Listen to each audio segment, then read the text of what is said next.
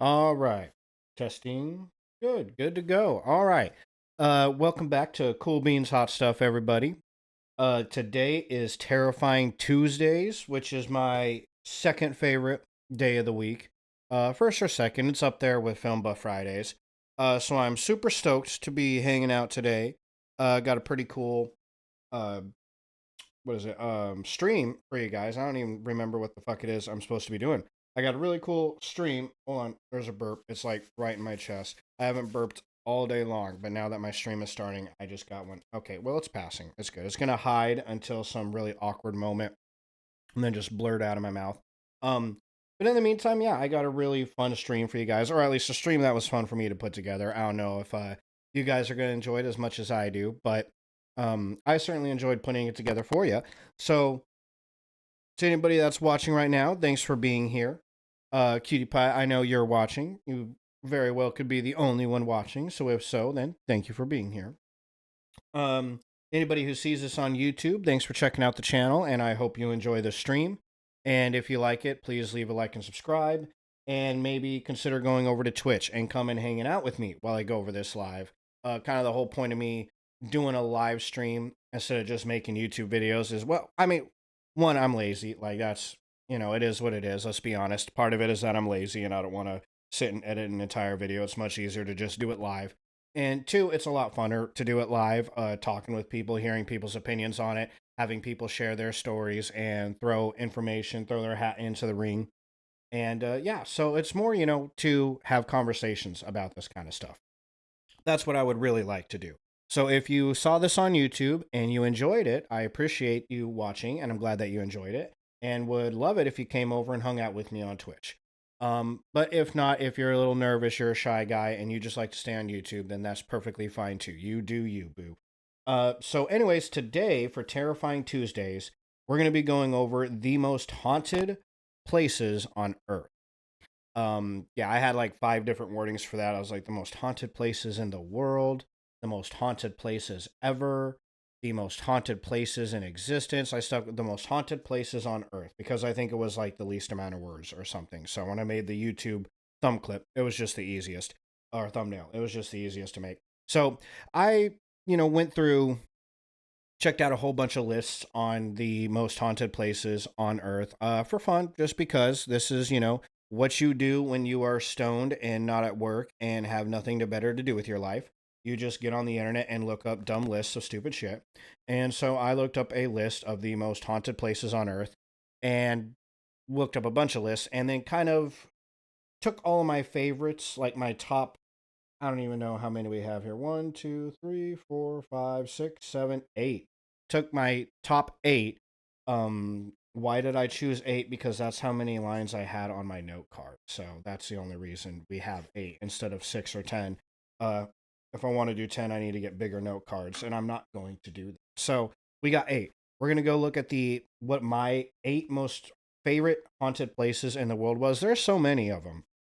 A lot of them, most of them are like legendary, very famous places. Most of them are giving out tours nowadays, but they're all pretty famous places. I'm sure you've heard of at least one or two or three of them. But I figured I'd go ahead and copy the people whose articles I thought were so entertaining, try to make some money off their hard work. And yeah, I was going to go ahead and make my own list of the ones that I thought were the coolest, creepiest to go over, and might do this stream again. If it ends up being a good stream and the everybody who watches it ends up enjoying it, then I might go ahead and do it again. So if you do check this out on YouTube or if you're watching it live and you like it, be sure to like give it a thumbs up or just leave a comment or something saying, yeah, this is cool. I would check out a second one. So I know that it's worth my time to do it again. And if not, I'll probably do it again anyways. I'll probably get stoned at some other point and get lost on the internet and come back around to scary haunted places because I just like to look up weird shit like that. And so I'll probably end up making it again. So, but still, if you like it, let me know and I'll make it sooner. How about that? Okay, so let's go ahead and jump in.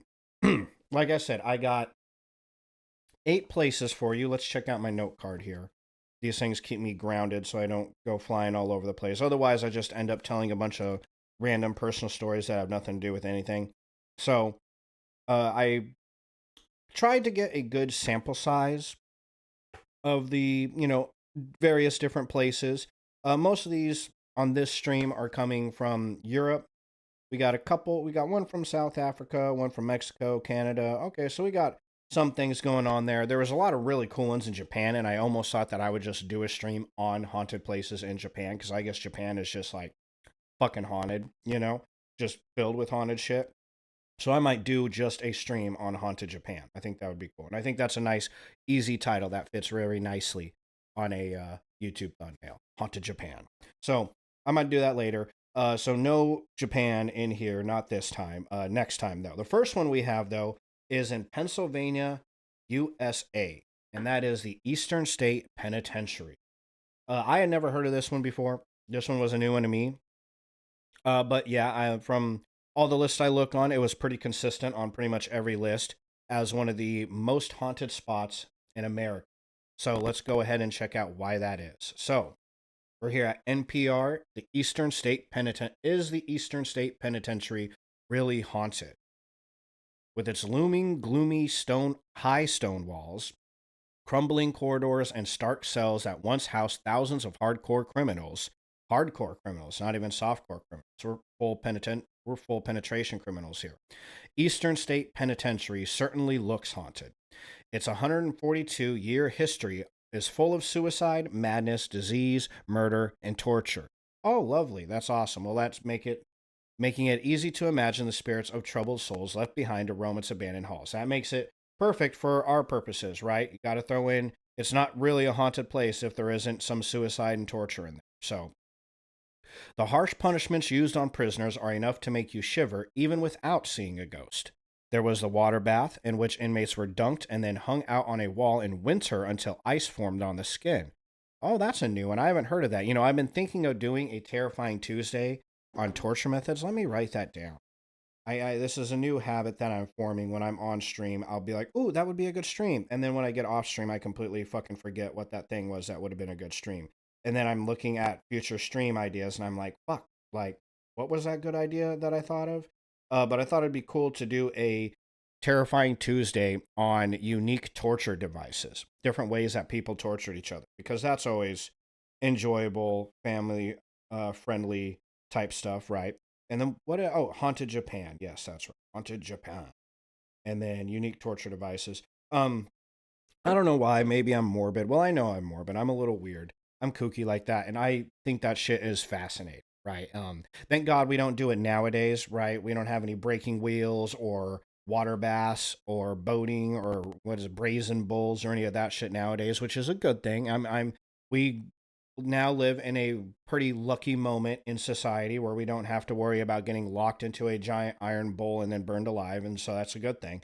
But it is interesting to read about all of the fucked up shit people used to do to each other back in the day. And I don't know why. I don't know why that is. One of those you can't look away from the car crash kind of things, right? So water bath is definitely a new one though. That's interesting. They had the mad chair, which bound an inmate so tightly that circulation was cut off, later necessitating amputations. Oh man, that's a real bummer. Yeah, that I have heard of that one actually. I got a book. Those are pretty good. Hold on, let me look at my books. Oh, here it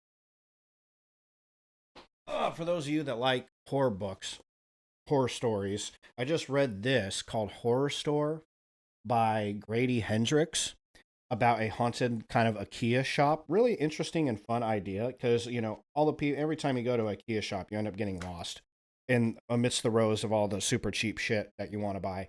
And he made a whole story out of that, so I thought that was entertaining. There's that burp. It sneaked. It tried to sneak through. It tried to get me, but I got it. Little sneaky fucker. Really short book, really fun. They actually have that in here. I can't tell you how they have it because don't want to give the book away. You should go out and read it because that guy clearly worked hard on it. It was a good book. But yeah, so they had the mad chair in that book. That's where I've heard of that. And so that's a bummer. Okay, the iron gag. I've definitely heard of that somewhere. Sounds like something I might have heard about in a porno. In which an inmate's hands were tied behind the back and strapped to an iron collar in the mouth, so that any movement caused the tongue to tear and bleed profusely. Oh, well, Yeah, thankfully I haven't seen that in any pornos, and let's hope that I never do, right? And the hole. uh, a dank underground cell where unfortunate souls had no light, no human contact, no exercise, no toilet, and little food or air. If I had to pick any of those, I would probably go with the hole. I'm a hole man myself. I would probably, I personally avoid most human contact anyways. The no exercise part is a bummer. No toilet kind of sucks. That's a bummer. I do have to poop, believe it or not, occasionally. So that would suck to not have a toilet. But it's better than ripping your tongue out of your mouth or getting bound so tightly your limbs get cut off. Water bath, it's a bummer. That would suck. Frostbite is a bitch, I hear. But I don't know how painful, like it would be painful until everything goes numb, right? I always hear that when it comes to, it's very painful until it goes away. So maybe that one wouldn't be so painful. But the hole, look, if you threw me in the hole and you at least gave me a toilet and a place where I could do push-ups and sit-ups, the rest of it isn't all that bad. I mean, me and my girlfriend, we're kind of vampires anyway. I turn on the living room light and she's like, so we really kind of just live in a dark house anyhow.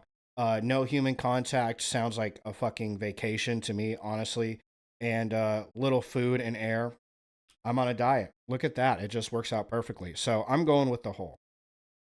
The prison, which closed in 1971, is considered by several sources to be one of the most haunted places in America, hence it being on this list. It has been featured on the Travel Channel's Ghost Adventures and Most Haunted Live, Sci-Fi's Ghost Hunters, and MTV's Fear. Dozens of paranormal researchers visit every year and report that it's a hub of otherworldly activity. Perhaps most convincingly, there are the stories of eerie experiences by visitors, staff, guards, and inmates that have corroborated each other since the 1940s. Ooh, there's corroboration. That means something. Um, on another separate personal note, I spent the last 2 years working in a detention center as a guard. And so thankfully we didn't have any ghosts there because detention centers are already depressing enough. Cell Block 12 is known for echoing voices and cackling. They got the cackles. Cell Block 6 is known for shadowy figures darting along the walls. And Cell Block 4 is known for visions of ghostly faces. I don't know which one is creepier. I would take shadowy figures. I'm going with Cell Block 6. I think that one would be the cheeriest, the chillest. Ghostly faces, how ghostly are the faces we're talking about here, right? If it's like, because if it's like, a ghostly face like Jessica Alba's face, then I'm okay with that. Sure, that's fine. But if we're talking ghostly faces like the Grudge Girl face, fuck that shit. I don't want to look at that. Cell Block 12, echoing voices and cackling. I'm not a huge fan of the cackle. Never liked cacklers, so I'm a no on that one. So many people have reported seeing a silhouette of a guard in one of the towers. Footsteps. Walls? Oh, whales, whales. Yeah, whales, not walls. Walls aren't particularly scary. Whales, though, can be a little bit spooky. Whispers. The same stories over and over again. One of the most legendary tales comes from Gary Johnson, who helps maintain the crumbling old locks at the prison. In the early 1990s, he had just opened an old lock in Cell Block 4. That was where we have the ghostly faces, when he says a force gripped him so tightly that he was unable to move. Oh, see, so Cell Block 4 would have been a wrong choice because it has more than ghostly faces, right? He describes a negative, horrible energy that exploded out of the cell. He said tormented faces appeared on the cell walls and that one form in particular beckoned to him. But tour guide Ben Bookman says it's a lot harder to find a believer than it is to find a skeptic here. We at Eastern State do not claim that the prison is haunted. We run a haunted attraction. Well, what a fucking bummer. What a fucking party pooper, Mr. Bookman. What's your deal? Bookman says the staff does not like to exploit the prison's darker image. Most people making TV shows come in looking for ghosts. That's not the story we tell. Inmates were real people. These were people's lives. 70,000 people spent time here. Ooh, wow. We're not going to glorify it and we're not going to make fun of it. Well, okay. So, all right. I take back what I said, Bookman. You're not so much of a party pooper, kind of a nice guy. Okay. Perhaps hauntings are a self-fulfilling prophecy. If you want to have a haunted experience, your imagination just might make sure you do. Certainly, there are thousands of visitors who say they've experienced no odd feelings, no sudden chills, no strange sounds, and no apparitions, and yet there are plenty who say they have. What do you want to believe? Well, I do want to believe that it's haunted. Otherwise, what the fuck am I doing this stream for? Yeah. So, okay. The story of Eastern State Pen.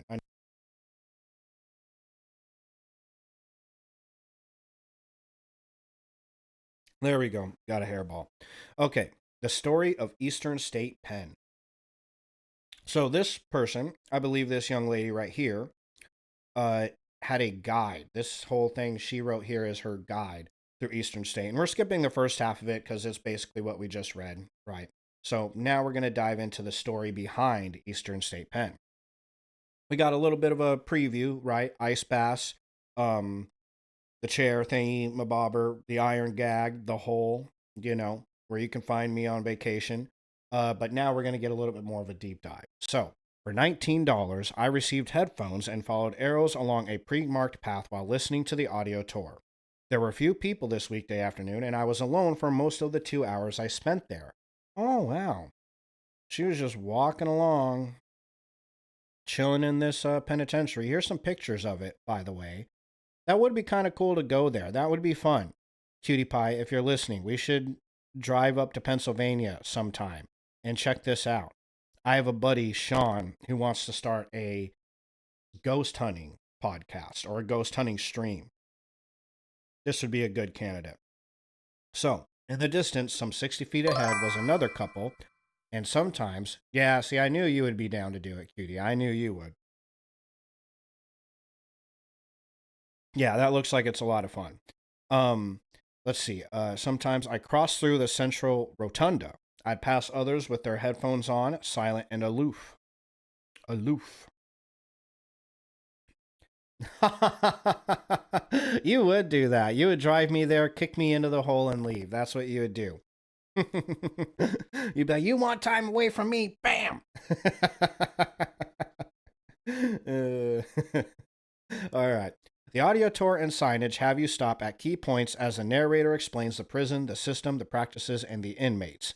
The plaster is crumbling. Oh, yeah, that's right. That's what the headphone thing is they give you a set of headphones, and you get to walk through the prison, and the narrator in your headphones tells you about it, which is really cool. That's a neat little system they got there. Plaster is crumbling, and many cells and rusted metal twin bed frames are upended. In one cell is an old barber chair, and in another, what looks to have once been an infirmary.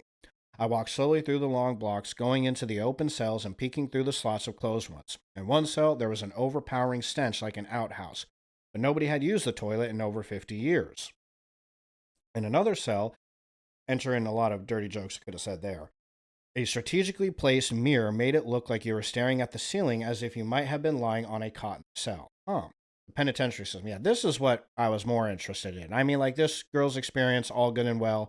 Sounds a little bit boring, though. She doesn't look particularly scared right there. All right, so anyways, the penitentiary system intended that the prisoners were not physically abused as in other prisons. However, stories of torture abounded. Initially, guards allowed prisoners outside for 1 hour of daily recreation. The doors to the outside were open and closed once a day. Guards slid food through a slot in the other door thrice daily. Though the idea was to eliminate public punishment and needless death, some criminals, they believed then, could not reform. The last cell added to Eastern State Penitentiary came in 1956, Cell Block 15, or Death Row. At that time, it signals a collapse of the idea that anyone could reform. Still, during the century following Eastern State Penitentiary construction, more than 300 prisoners in South America, Europe, Russia, China, Japan, and the UK were based on its plan. It was a famous prison for another reason, too. From 1829 until 1971, the massive prison housed many familiar names. Ooh, here we go. This is the juicy stuff. That's really crazy, though. 300 other prisons around the world were based off of this prison's plan. So, this is an OG prison, son. Famous criminals. Aside from being the first penitentiary and changing the prison system forever, it's the first penitentiary. Oh, yeah, so it's the OG of all OGs. That's pretty interesting. That would be cool just to walk through it for that reason. Eastern State Penitentiary is famous because of the famous criminals it housed. Few people haven't heard of Cell Block Number 9 in Park Avenue, the luxurious hotel like digs that some prisoners had in later years. Al Capone. Oh, wow. Okay. The most famous criminal to walk the Eastern State Penitentiary halls is Al Capone, aka Scarface. Alfonso Scarface Capone was a notorious Chicago mob boss who spent 8 months in Eastern after police arrested him on a weapons charge. While there, several reports visited and described his cell as luxurious. Well, yeah, because he was a mob boss, right? This is from the Philadelphia Public Ledger in 1929. Let's hope they have something interesting to say. On a small table sits a vase filled with gladioli. Gladioli. I feel like that's pasta. Across from that is a Victrola, and in another part of the room is a French dresser. Two comfortable cots occupy spaces across from each other. There are a few pictures on the wall, prison made rag mats of flowery designs covering the old concrete floor, and an added luxury is a smoking stand in the form of a butler holding an ashtray. It is by no means the most luxuriously furnished cell in the prison. There are others that are more sumptuous. Wow, look at that. Okay. Recreation of Al Capone's cell. Well, that's not so bad, you know. I mean, I've definitely been in and seen worse in my day. You know, I worked in a juvie, a high security juvie, when I was working in corrections officer. And none of the kids had that. I can tell you that. If they did, we would have had a lot less fistfights and a lot less bitching and moaning. Several cells with high-end clientele were as lavish earnings Cell Block 9, the misnomer Park Avenue. Okay, so that was okay. Yeah, at first I was like, wow, that sentence is structured very weird, but it's not. I'm just retarded. Okay. Other notorious criminals at Eastern State Pen. Another, perhaps even more famed prisoner is Leo Callahan. That's funny because I don't know who the fuck that is. Everybody's heard of Al Capone. I haven't heard of Leo Callahan. He's the only person of about 100 who escaped Eastern State Penitentiary who guards never caught. Oh, he's kind of like a Dillinger style kind of guy. He did so in 1923 with 5 others by making a ladder and scaling the wall. All the others were recaptured. Oh, look at this sneaky bastard. Freda Frost was the last female inmate of the once co-ed Eastern State Penitentiary. Wow, so equal lefts and rights for everybody. In 1923, officials segregated the prison and sent women to the Muncie Industrial Home for Women and others like it. Frost was serving a 20-year sentence for poisoning her husband. Ah. And Slick Willie Sutton. I feel like I've heard that name. A famed bank robber who spent 11 years in the Eastern State Penitentiary. Like Callahan, Slick Willie also escaped. Well, I mean, they should have seen that coming, right? His name is Slick Willie, for fuck's sakes. He and 11 others dug a 100-foot tunnel to freedom, but guards caught them a few minutes later. Oh my god, what a bummer. Imagine that, dude. You dig a 100-foot tunnel only to get caught a few minutes later. Slick Willie isn't so slick. You know, the other guy just built a fucking ladder. I'm sure that was much less work.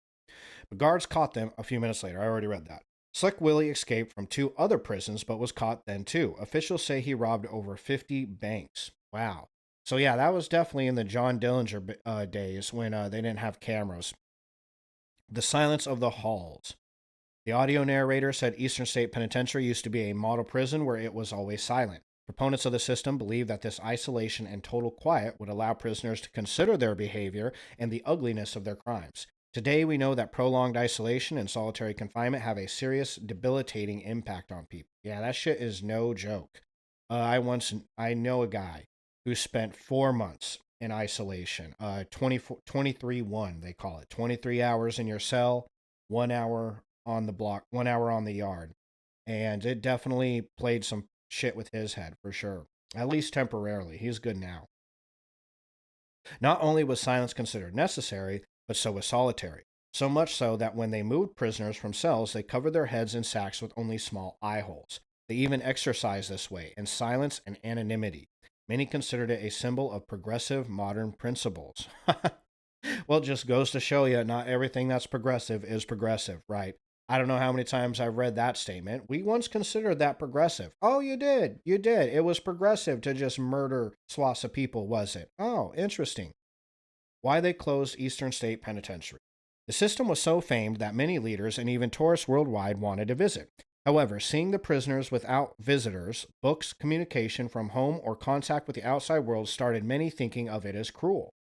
Charles Dickens wrote, I hold this slow and daily tampering with the mysteries of the brain to be immeasurably worse than any torture of the body, and because its ghastly signs and tokens are not so palpable to the eye, and it extorts few cries that human ears can hear. Therefore, I the more denounce it as a secret punishment in which slumbering humanity is not roused up to stay. So, in short, he thought it was a bummer too. By 1913, what had come to be known as the Pennsylvania system was over. By 1890, many prisoners were sharing a cell, working together in workshops due to overcrowding. They had collaborated free time playing bocce. I don't know how to say that word. Playing, let's say that they're doing hopscotch instead, because I can pronounce that. Baseball and other activities. Once the upkeep on the now aging building became too much, it closed in 1970. Philadelphia purchased it in 1980, and tours started in 1994. So here's the haunted cell blocks. How are we doing on time? We're doing good. We're doing fine. Now, many people believe that Eastern State Penitentiary is haunted. As early as the 1940s, officers and prisoners said they saw mysterious visions and creepy experiences, and several paranormal investigators have called it the most haunted place in the world. There's that barber chair she was talking about earlier, right? I mean, you clean this up, put a picture of a little kitty over here, and it's not so bad. TLC's America's Ghost Hunters, Travel Channel's Most Haunted Live, MTV's Fear. Yeah, okay, we already went all this. Everybody pretty much did something about Eastern State Penitentiary. Each October, the prison hosts nighttime paranormal tours, and they're in high demand. I could hear my girlfriend laughing from the adjacent room. Okay, if you visit Eastern State Penitentiary, officials have tried to lighten the vibe for regular visitors with educational information about prison reform and meaningful art installations. Oh, see, there you go. Art installation livens it right up, right? It's very homely.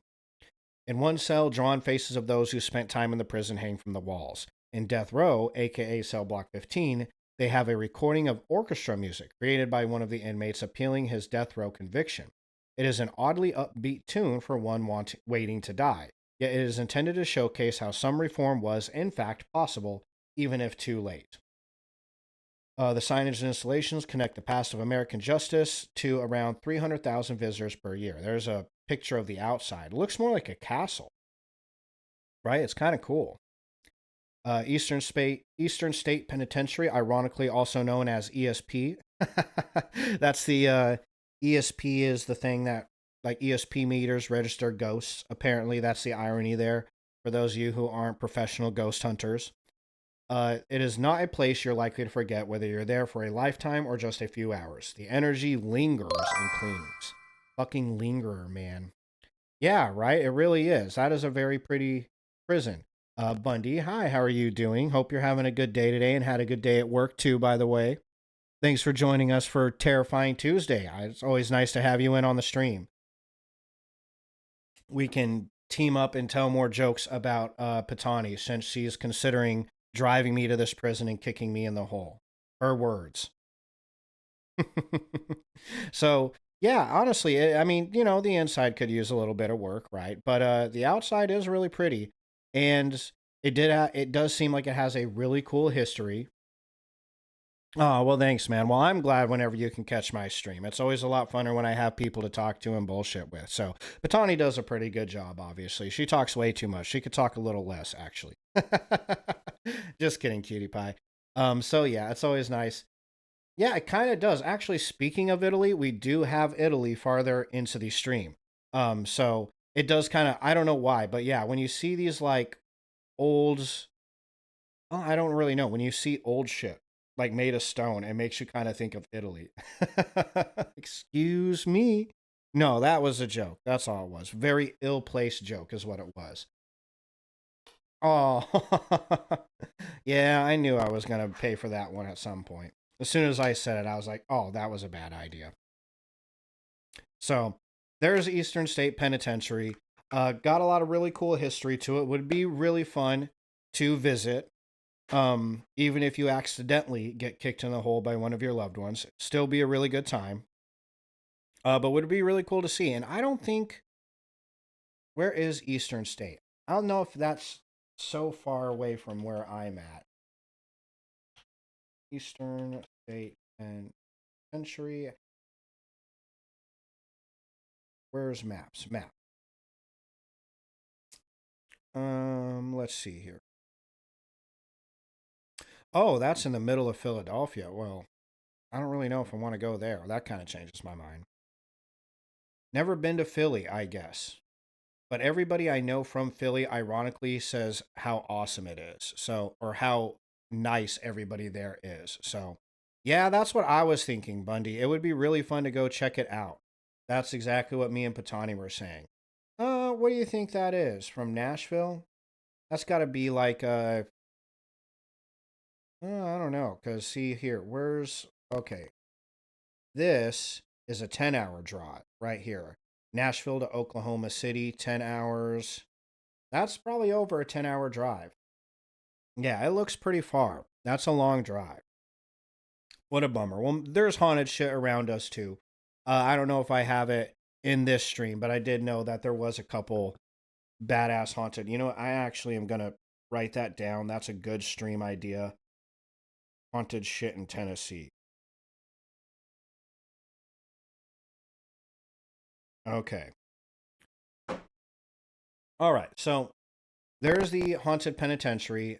Was this still? Yeah, more on the haunted penitentiary. So moving on to my next entry on this list was, oh, we're not to Italy quite yet, but the Tower of London in London, England. I guess I could have just read that on my screen, but yeah, the Tower of London.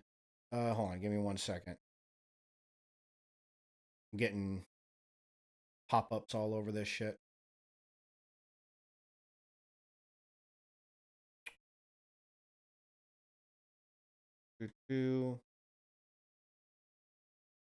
Okay. Oof, there we go. Okay, so Tower of London has a pretty screwed up history too. Again, all the good suicide murders and all the things that you need to make a place haunted. Also equally pretty too. Even prettier than the Eastern State Penitentiary. Unfortunately, all the way in London, so I don't know exactly about a road trip to that one, but it does look pretty sweet. This one had so much history. I'm gonna throw us over to the YouTube screen. This one, so I can pick my nose without anybody watching me. This one had so much history. I mean, we got a 12-minute video here. We're not going to get through the whole 12 minutes, but I thought I'd just throw down at least, a good 5 or 6 minutes worth of the history and all the various stories of all the people who were tortured and died here, because there's some pretty crazy ones. So let's go ahead and see what whoever this is. Who is this again? What is this channel? Weird History. Okay, yeah, this is a good channel if you guys really like this kind of stuff, like the kind of stuff I do on my channel, like going over corpse medicine, torture devices, and, all that family friendly shit. Then check out Weird History. They got a lot of good videos. So let's see what they have to say about the Tower of London. Iconic and storied historical monuments. Its history is that of legend. So much so that legions of tourists, historians, and even ghost hunters have flocked to its hallowed halls. Today, we're going to take a deep dive into the true story behind the Tower of London's haunted history. But before we do that, make sure to subscribe to the Weird History channel and let us know in the comments below which historical ghost stories you would like to hear about. Okay, let's go see a tower about a ghost story. Today, the Tower of London is a tourist attraction, a must-see destination for both. You know what? I take that back. Let's go see a tower about a ghost story. Today, I don't know if that's just the picture, but that's kind of ugly. It's got that kind of like shit brown look going for it. Like, I don't know if I'm a fan. Never mind. I retract my previous statement on how pretty it was. the Tower of London is a tourist attraction, a must-see destination for both English history buffs and the casual traveler. See, there you go. From that angle, it's a little bit prettier. Yeah, you still like it? Okay, okay. Well, I'm glad it satisfies you at least. This angle is a little bit prettier though, right? I think you just need to get its good angles, right? there's people that are like that, right? From one angle, it's like, oh wow, they're very pretty, they're very handsome. Then from another angle, it's like, oh Jesus, turn the other way. So, you know, this is one of those kinds of spots. It's a world-famous compound that is as recognized today for its horrible past as it is for possibly other world happenings. Why is the tower haunted, you ask? Well, the answer is pretty simple. The Tower of London is basically like if you crossed the Saw movies with some English period piece, but then stripped out the romance and just added more mayhem. For some context, the initial fortress and tower was built by William the Conqueror in roughly 1066. The walls, courtyards, and other structures were built in the On a side note, whenever you get some European ancient king like William the Conqueror, this guy doesn't look like much of a conqueror, right? He looks very anorexic, right? Like he conquered syphilis, or syphilis conquered him. The walls, courtyards, and other structures were built in the years immediately following. The initial purpose of the tower was to keep local townsfolk in line and scare off potential foreign assailants. Think of it like a big stern warning to anyone who would do harm to the ruling class. The tower held a legendary place in English folklore. People love to spin stories about the tower's occupants, its time as a prison, and even its time functioning as a fully operational zoo. There's rumors of ghosts. Oh, that's hilarious. Like, we torture people here, but you can also come and pet the animals. So, you know, we got things for the kids. You know, the dad can go to prison, the mom can go in the hole, and the kids can come and pet the hippopotamus. That kind of reminds me of what's that anime? There's a really good anime. Um, oh shit balls. I'm gonna have to look it up later when we're not in the middle of a video of them in Japan taking a giant prison and turning it into an attraction, like a tourist attraction. A really good anime. I'm gonna have to look at the name of it. Sightings of princes, walking cadavers, and even bears that have returned from the grave. Thomas Becket was a close personal friend of Henry II. He was christened as Archbishop in 1161. However, the two men I think that dude had a sword in his head. He did have a sword. Was a close personal friend of Henry II. He was christened as Archbishop in 1161. However, the two men had a massive falling out when Becket sided with the church over the king on the topic of who would have jurisdiction over the members of the clergy. To put it bluntly, old Thomas chose poorly. Obviously, Henry was not too pleased and attempted to punish Becket, who fled to France. After living there for a few years, 4 knights tracked him down and murdered him. Years after, when Henry's grandson Henry III...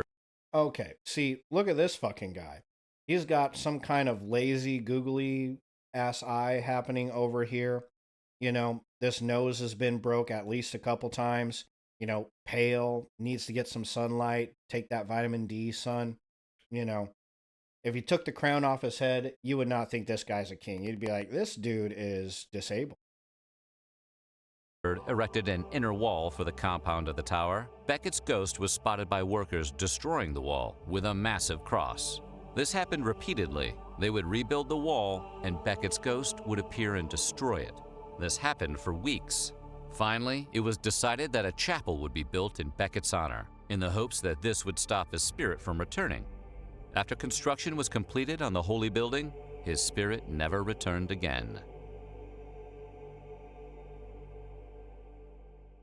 Jumping forward in time, in 1483, King Edward IV died unexpectedly, leaving behind his sons Richard and Edward V to... They look kind of normal, right? Two normal white... Are they boys or girls? Well, two normal androgynous young children, you know, look far normal than the last guy did. To inherit the crown. Only issue being, they were 9 and 12, respectively. Because of this, Edward IV's brother Richard III ascended to the throne until one of the boys was old enough to assume the throne. But instead of looking out for the boys and protecting them until they were of age, Richard III sent both the younger Richard and Edward V to the Tower of London, imprisoning them. Oh, he used the tower to keep them out of sight and out of mind. What a dick. His political opponents did not like this, but were powerless to stop it. Richard III was able to indefinitely delay Edward V's coronation and keep a stranglehold on power. Eventually, yeah, they were definitely boys. Yeah. I mean, they were, you know, where was that picture? I was especially there, right? I was like, they say they're boys, but I mean, look at these fluffy shirts here, right? Like they even got like the little frilly things. But that's just how dudes dressed back then, right? They liked their frilly shit back in England. So it's a bummer too that these guys got, 9 and 12 get sent to this fucking tower with the hippos and the torturing of people. Yeah, exactly. Yeah, that's what I thought too when I first saw it. I was like, well, they thems. and keep a stranglehold on power. Eventually, he convinced everyone that both of the princes were illegitimate heirs, and he was able to keep power all for himself. What a Then one fucker. day, the boys just disappeared. Their customary jailers were not informed as to their whereabouts. No bodies were ever discovered. The members of Richard III's court were too terrified for their own safety to push back, and so his reign continued. It took decades for the boys' bodies to be discovered, but Oh, eventually yeesh. 2 small skeletons were unearthed in a secret stairwell compartment during a renovation. Many people Wow, claim to have that's seen the dark. 2 boys as ghosts, wandering the halls in white nightgowns. It's said that they always appear to be lost, searching for something. Can you imagine an eternity of wandering around in your pajamas, stuck with your little brother? Yeah, especially with that hair. Sounds worse than death. Anne Boleyn, the second wife of King Henry VIII, is the most All right. See, look at that. See, we got a little tiny eye. I'm starting to think that people back in the England in those days just didn't know how to scale eyes, right? Because everybody we looked at so far has one goofy eye and one normal eye. Yeah, right. That's totally a nightmare. That's freaky. Fucking, and it's a bummer too. It's a sad story. Gosh, really bringing down the mood here, you guys. Jeesh. Look at this chin, though. I mean, this is such a goofy looking head. That's their lucky eye.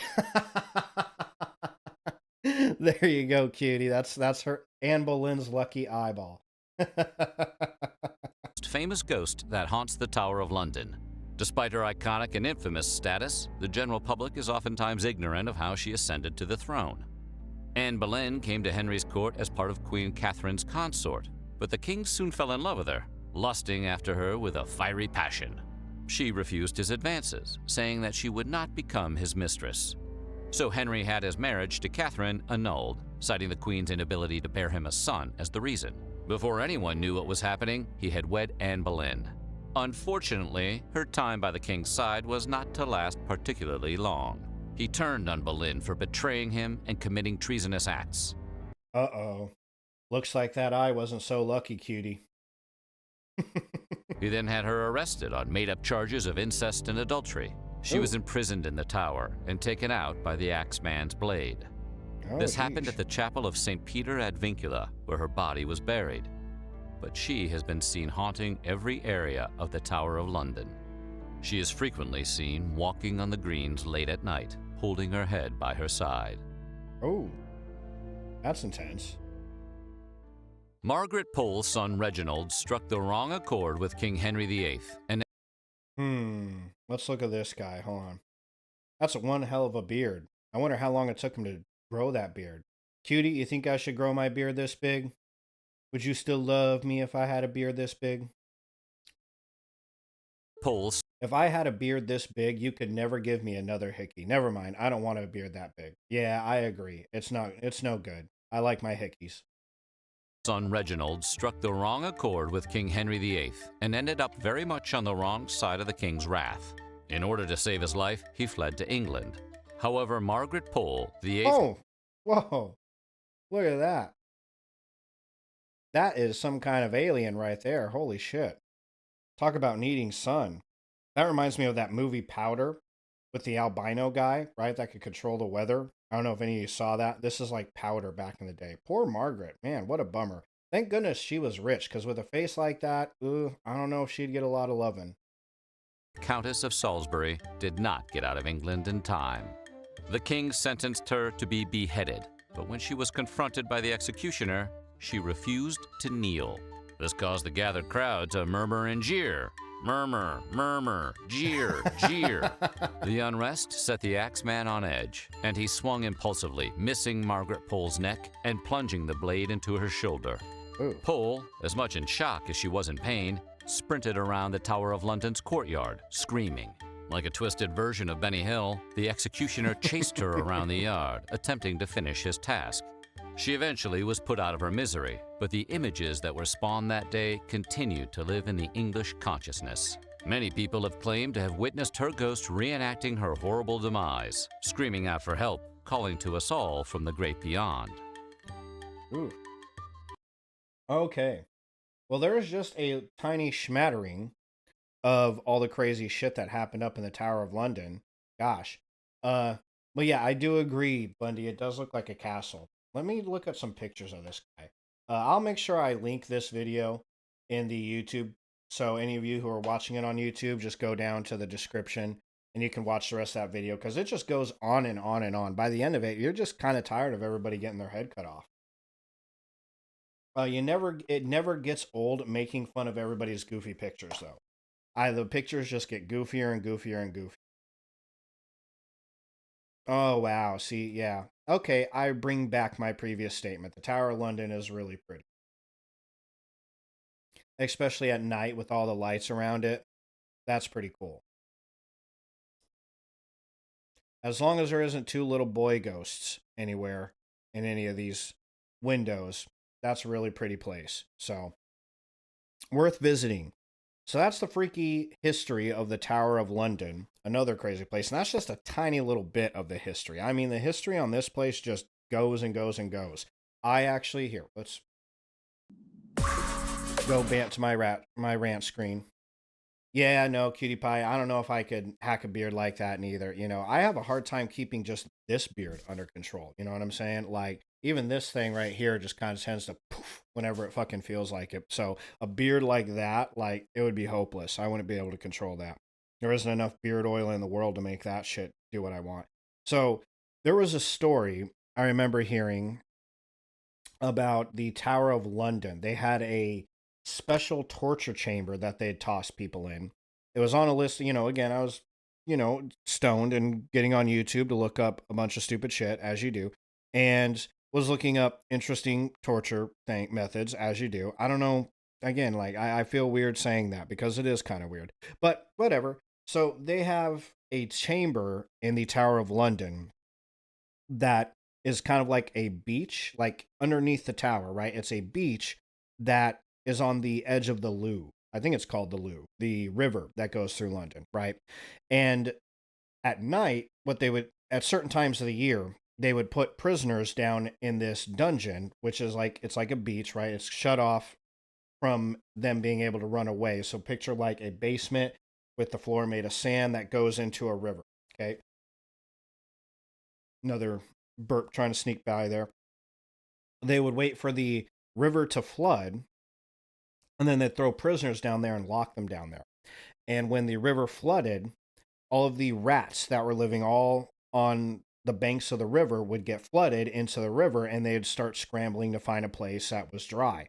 And they would find the dungeon in the Tower of London, where people were usually chained with their hands and feet bound together, chained to a wall so they couldn't move, and they're just sitting in pitch blackness in the sand. The rats would come up by the hundreds, start crawling up the banks, and then start eating them because they were food. They were immobile, and they would fight off the rats for as long as they could, usually until they passed out, and then would wake up with giant chunks taken out of them. And that was a punishment they had back in the day. So, a lot of fucked up shit happened in the Tower of London. Got a pretty crazy history. If there's any good candidate for being haunted, it is definitely this place. Okay, so that's number 2 on our list. We got the Eastern State Penitentiary in Pennsylvania. Then we hop on over for some fish and chips and little boy ghosts in London. And now we're going to jump to France. So here in France, we have the catacombs. Everybody's heard of the catacombs. The catacombs are very infamous just for the fact that they're pretty much filled with bones. I got some really cool pictures to show you later on what that looks like, but here's a little taste of what the catacombs look like, some of the ornaments adorning the walls, right? Very homely. I think it's certainly they beat out Eastern State Penitentiary in the decoration department. Very creative, classy. So, learn how sinkholes and poor sanitation led to the creation of the Paris catacombs in the late 18th century. Oh, yeah, and they got ghosts, obviously. Otherwise, we wouldn't be talking about it. So, the Paris catacombs draw thousands of visitors a year, but few know the macabre tunnel's unusual history.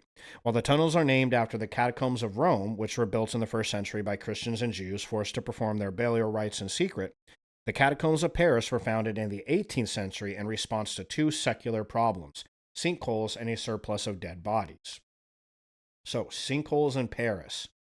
Notre Dame, La Invalides, the Louvre, many of the City of Light's most iconic buildings are made of Lutetian limestone or Paris stone, which has been mined from quarries on the outskirts of Paris since Roman times. By the late 18th century, the city had expanded so greatly that much of it was built directly above the old mines, leading to unstable conditions. In 1777, a massive sinkhole in the Rue de la Enfer, the Road to Hell, oh, engulfed houses. Wow, that's kind of unfortunate naming, right? We dubbed this place the Road to Hell and then just caves in.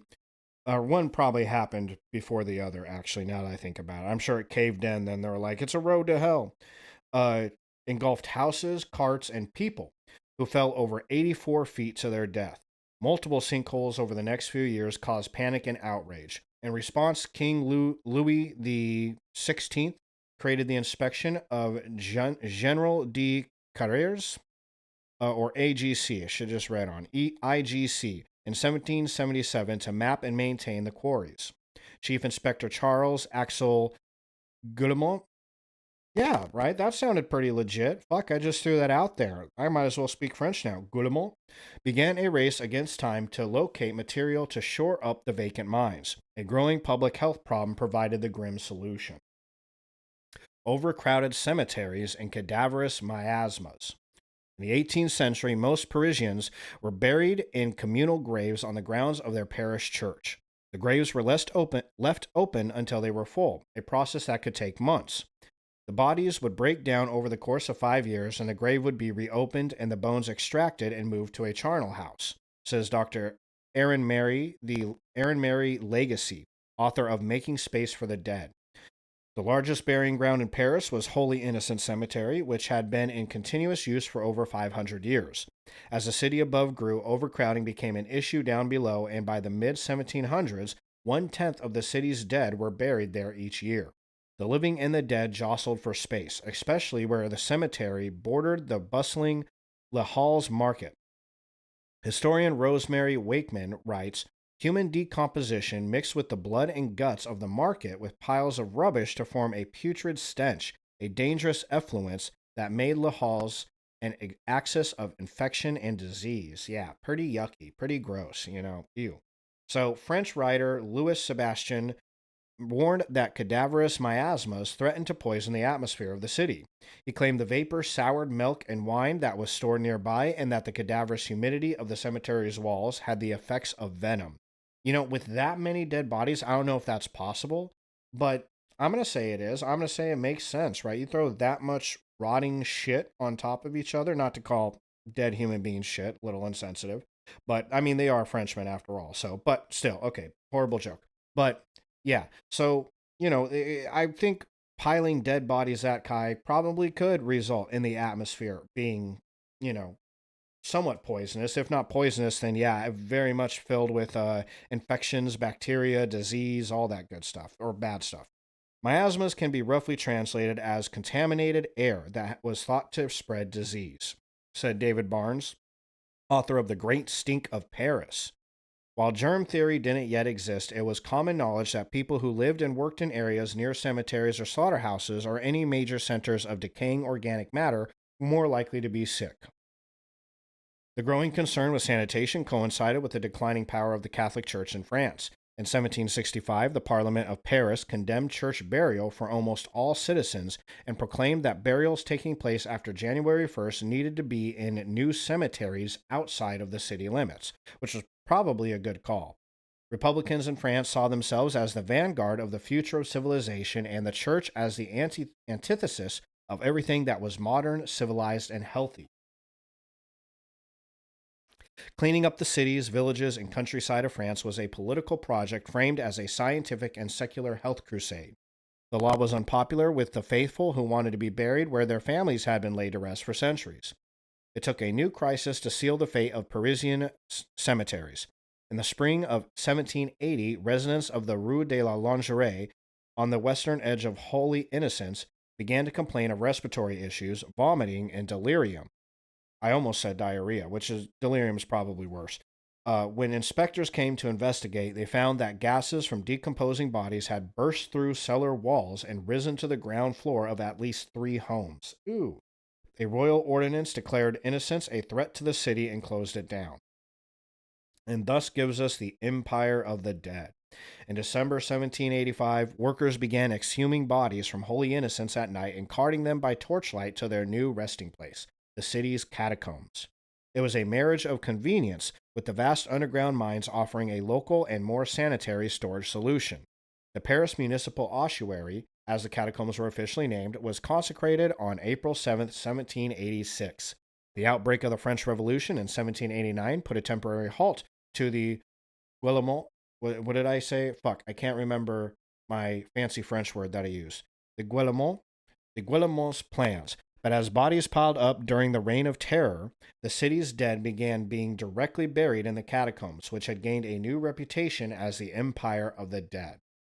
There are no headstones or markers for individuals in the catacombs. Parisians from different classes and centuries are laid to rest side by side. The catacombs are a space of equality. Well, that's surely one way to look at it, yeah. You have the bones of the nobles next to a pauper, and you can't tell the difference. Equality in death had long been a Christian message, but in the wake of the French Revolution, it also has resonant political undertones, says Legacy. The bones from over 6 million bodies were shaped into archways, tunnels, and walls, one 19th century visitor recalled. Bones bend into arcs, rise into columns, and artistic hand created a kind of mosaic out of these final remains of humanity, whose ordered regularity only adds to the profound contemplation that this space inspires. Here, all distinctions of sex, wealth, and rank have finally disappeared. That is your true communist utopia, right there. Everybody equal. Okay, let's see here. Where were we? Catacombs as a tourist destination. The Paris catacombs have been a tourist attraction since Napoleon ordered them open to the public in 1809. For some, it was a space to mourn the violence of the revolution, especially in front of bones of notorious events like the September massacres, when over 1,000 people were killed in 4 days, says Legacy. Yeah, the Reign of Terror was called as such for a reason, pretty brutal. Others sought thrills and entertainment on their candlelight tour. It was a way to safely confront death and violence in the aftermath of a tumultuous, high-anxiety period. The French obsession with the frights of Gothic fiction and the macabre could be viscerally felt in the cold underground caves lined with anonymous bones. Visitors could observe the black line on the ceiling of the Paris catacombs meant to guide anyone who got separated from their tour, lines that would be invisible should your candle go out. That would be kind of fun to visit. I would be down to go check this out. I mean, there's nothing like that in the world, right? A whole tunnel made of bones. I don't know where you'd see anything like that. Cataphiles, or the secret life of the catacombs. Oh. So only 1.5 kilometers of the 300 kilometer of tunnels that form the Paris catacombs are filled with bones. The rest of the tunnels have been used for everything from subterranean mushroom farming. Oh, look at that. They like their shrooms up there in Paris. To beer storage, to serving as a bomb raid shelter and meeting place for the Fresh Resistance during World War II. Yeah, that's what I'm saying. If I had to put in Bundy my vote out of these 3, catacombs, Tower of London, or Eastern State Penitentiary, I would want to go see the catacombs. I would want to go see a whole giant tunnel full of bones, because I'm just like that. Since 1955, it has been illegal to enter the catacombs without permission, though explorers known as cataphiles descend into the darkness to explore the hidden world beneath Paris. A special branch of the Paris police, dubbed cataphlix by locals, patrol beneath the city streets. In 2004, officers uncovered an illegal underground cinema and bar. Wow. See, that would be interesting, right? Like I would totally go back to being a security guard if I could just patrol a whole fucking tunnel of bones. You know what? I say that, and when I say it out loud, I second guess myself. I would probably too much of a chicken shit. You know, to be down there at night with just a lantern surrounded by bones is a little creepy. I think I'll take a bunch of 15-year-old murderers over that, actually, now that I think about it. I'll only go to the catacombs if Cutie Pie is holding my hand. Yeah, I would have a drink at the hidden bar though. That would be pretty cool. Watch a movie. Oh, watch As Above, So Below. I don't know if any of you guys have heard of that, but this is a good movie about the catacombs. If any of you, As Above, So Below. Well, you were supposed to complete the sentence, dickhead. So Below movie. Yeah, you've seen this movie? This was a pretty decent movie.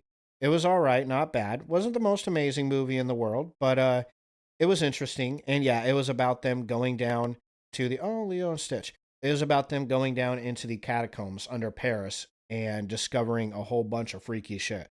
So if you like scary movies as much as I like scary movies, this one's worth checking out. I think it was a found footage movie, if I remember correctly. So, but yeah, um, they had that kind of, I don't know why I actually started talking about that. My mind kind of blanked there. Anyways, moving on. The 18th century opened with an unprecedented amount of upheaval. Everything changed from names of streets to the way people measure time. Accelerating technology during the Industrial Revolution quickened the pace of change. As soon as you go underground, that's all missing, she says. In the 21st century, cell phones don't get reception down there. To descend into the catacombs is to travel to the center of Paris and back in time. Ooh, that would be super dope. And so here's some really cool pictures of what the inside of these catacombs look like. Let me blow up the screen. So look at that. That is just a ridiculous amount of bones, too, to make that. Skulls just lining the walls. Very artistic. Ooh, look at this. Just a pillar in the middle. Just surrounded with bones and skulls, baby.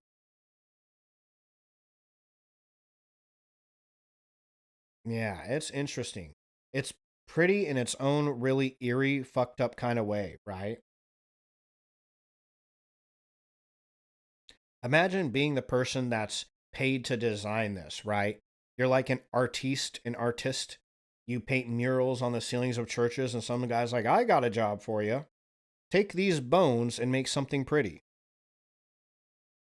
Hmm. Yeah, pretty freaky. Yeah, the time that it probably took to put all this together, gosh, I don't even know the amount of work, the amount of people who had to work on it. Yeah, it's freaky for sure. It is crazy to think that somebody was well, look at that. Yeah, that somebody was tasked with doing this, right? That was just like, here's these thousands of bones. Go ahead and make a pretty little spiral in the floor. Why don't you? Oh, that would be really cool, right? Cutie Pie, make my own catacombs downstairs. Just all the people who cut me off in traffic. Oh, not real bones. Well, I don't want to do it then.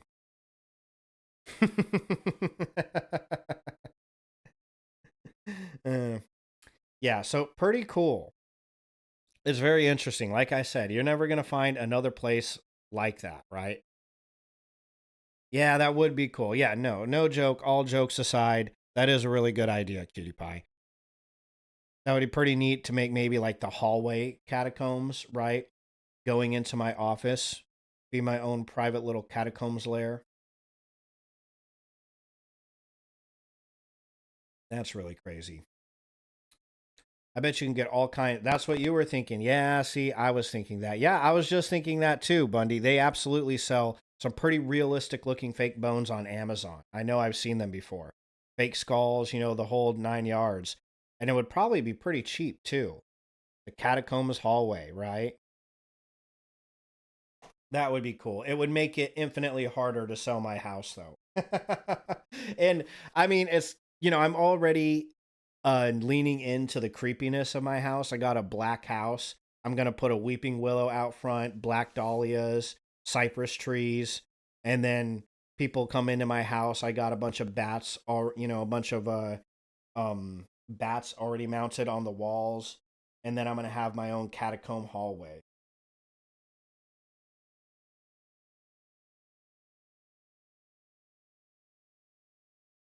Yeah, see, I don't know. I mean, you could take even these like bones and just rub them in dirt, but we want like uh real realistic human bone replica, real human products. We don't want to go that hard. Replicas. Yeah, I mean they are. They're. I mean, obviously we're into it, so it's not that unusual. I'm sure it wouldn't be that hard to sell my house, but I mean it would be harder, right? These are all like shit for like, what is that? Medical school. Except for that's dismembered carcass just for you to have Halloween prop. But yeah, I mean you can definitely find human bones on Amazon's, or not human bones, but realistic looking bones on Amazon. Oh, the skull store. Well, isn't that convenient? Baby's cast skull. That's just creepy for a whole bunch of reasons. There you go. See, get a bunch of those. What? Oh, this is an actual Mayan skull. I saw the price. It was like $6,000 for a fucking plastic skull. No, thank you. I wonder if that's an actual Mayan cradle boarded Mayan skull. Yeah, almost $7,000. I think that's a real skull. Dating back between 2000 BC and 1600 AD. Wow, look at that. Okay, oh no, that's the Mayan civilization. The skull was on display at the Prehistoria Museum, but has been deaccessioned to raise funds for our operating costs and expansion. Wow. It's a real skull right there. Real Mayan skull. See, that would be cool, right? If I had the money, if I was rich and didn't give a fuck, I would get a whole bunch of fake skulls, put them down there in the hall, and then just put up like one or two real skulls. So when people come in, it's like, oh yeah, there's real skulls in this hallway. And you're technically not lying. We got real Mayan ass skulls up in this bitch. Ooh, what the balls? Got to ancestor human skull? That don't look like a skull. It looks like a whole ass head right there. It looks like it's made of mud. It is a skull. Wow. That is just 7 shades of creepy. $7,000 and you can have your own human skull. I mean, it's not that much when you think about it. When you consider that somebody had to die to give you that skull. I mean, we should all be so lucky to have our skulls worth $7,000. That's a Tibetan Kapala skull. Wow. I did not know this was a thing. Is it a bowl? You like drink out of it or something? Antique Tibetan human Kalapa skull for sale. An intricately and elaborately decorated human skull. Very low price of $7,000, right? Yeah, no shit. Look at that. Look at the craftsmanship, all the care put into it. Look at those big ass googly eyes, right? And that big ass pickle nose. He's got a pickle nose just like me. I kind of want one. What is this? The Solomon Islands human skull? Man, that's the freakiest of all of them. 10 grand, $11,000. Oof. 19th century, decorated human skull from the Solomon Islands, adorned with circular cut tridacna clamshells, which are also used as currency by the local peoples. Wow. Ah, it does look like iRobot, yeah. I was going to say it kind of looks like an old lady with her Nana glasses. Cutie Pie. It looks like an old lady with her Nana glasses. That is creepy. That's definitely the creepiest one. I'd say this old lady doesn't look nearly as good in her Nana glasses as you do, hot stuff. You rock the Nana glasses way better than she does. and then an ancient Egyptian mummy head just to have. Wow, look at that. That is creepy. That's even like I don't know. I feel like that's almost the scariest one because you can't see it. She, but can she crochet? Not as good as you. Hard to do without hands, that's for sure. And crochet is already kind of hard looking. Like, I know it's a little weird, but I'm going to go ahead and save this just cuz. Oh my god, look at how much the ancient mummy head is. 55,000 bucks. 55,000 buckaroos to have this fucking freaky ass thing staring at you all day. Man, I wonder how long this has been listed. That can't be easy to get rid of a fucking the Hobby Lobby scandal. No, I haven't. What's the Hobby Lobby scandal? Does it have anything to do with severed heads? I'm very intrigued now. Were they selling severed heads at Hobby Lobby? The Hobby Lobby scandal. The Hobby Lobby smuggling scandal. Yeah, I know you do, cutie. Hobby Lobby is awesome. Started in 2009 when representatives of Hobby Lobby chain of craft stores received a large number of clay bulla and tablets originating in the ancient Near East. The artifacts were intended for a museum of the Bible funded by the evangelical Christian Green family, which owns a Hobby Lobby chain. Internal staff had warned superiors that the items had dubious provenance and were potentially looted from Iraq. Yeah, well, smuggling Egyptian stuff, purchase and provenance. Importation, seizure, and litigation. Oh, yeah. So they took it pretty seriously. On July 5th, 2017, Hobby Lobby consented to a settlement requiring forfeiture of the artifacts and payment of a fine of $3 million and the return of more than 5,500 artifacts. Oh, wow.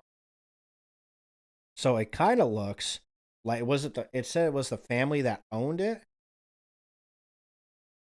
Were intended for the Museum of the Bible, funded by the Green family that owns a Hobby Lobby chain. Several shipments were seized by U.S. agents. Interesting. So, I'm confused. What was Hobby Lobby going to do with it? They were just going to sell this shit? They're just going to be like, here's this ancient mummy skull. Looks good on the kitchen table. Or were they just going to keep it in their homes? Largely cuneiform tablets. Ancient city of... Oh, I don't know how to say that. Ah. Oh, okay. Because it belonged to the National Museum of Iraq and they were stolen. Yeah, right. That is. What were you fuckers planning on doing with all this stuff, huh? Wow, that's crazy. I did not know that was even a thing. That might be really good material for another stream, Bundy. I appreciate it. One day we need to sit down, smoke some weed, and just think of the weirdest shit we've ever heard of. Brainstorm some really good stream ideas. Yeah, you had that same idea. Yeah, see, I was thinking that. Me and Cutie Pie do that occasionally.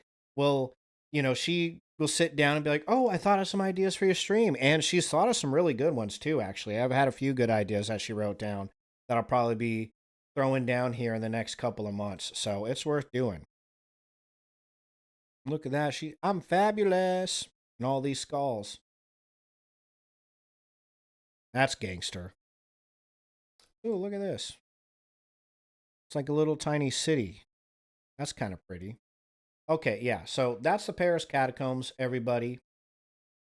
Yeah, it would be a cool topic. That the Hobby Lobby would be a sick topic. I bet if we sat down and smoked a little weed and put our brains together, we could think of some really cool ideas. And Terrifying Tuesdays, I thought would be like the easiest day to think of ideas. And I think it's actually the day of the week where I have the least amount of ideas out of all of them, right? Because I sat down with my little brother. My little brother is a conspiracy theory. He loves that shit. So I just got a never ending list of conspiracy theories for Conspiracy Theory Thursday, Wildlife Wednesday, and Terrifying Tuesdays. are the days that I need more topics for. Friday, I've already worked out a good system. And I haven't even started on like movie reviews and shit like that. I'm just going over film theory and stuff like that. And I got a lot of shit to cover in the way of that, right? So I got streams for months.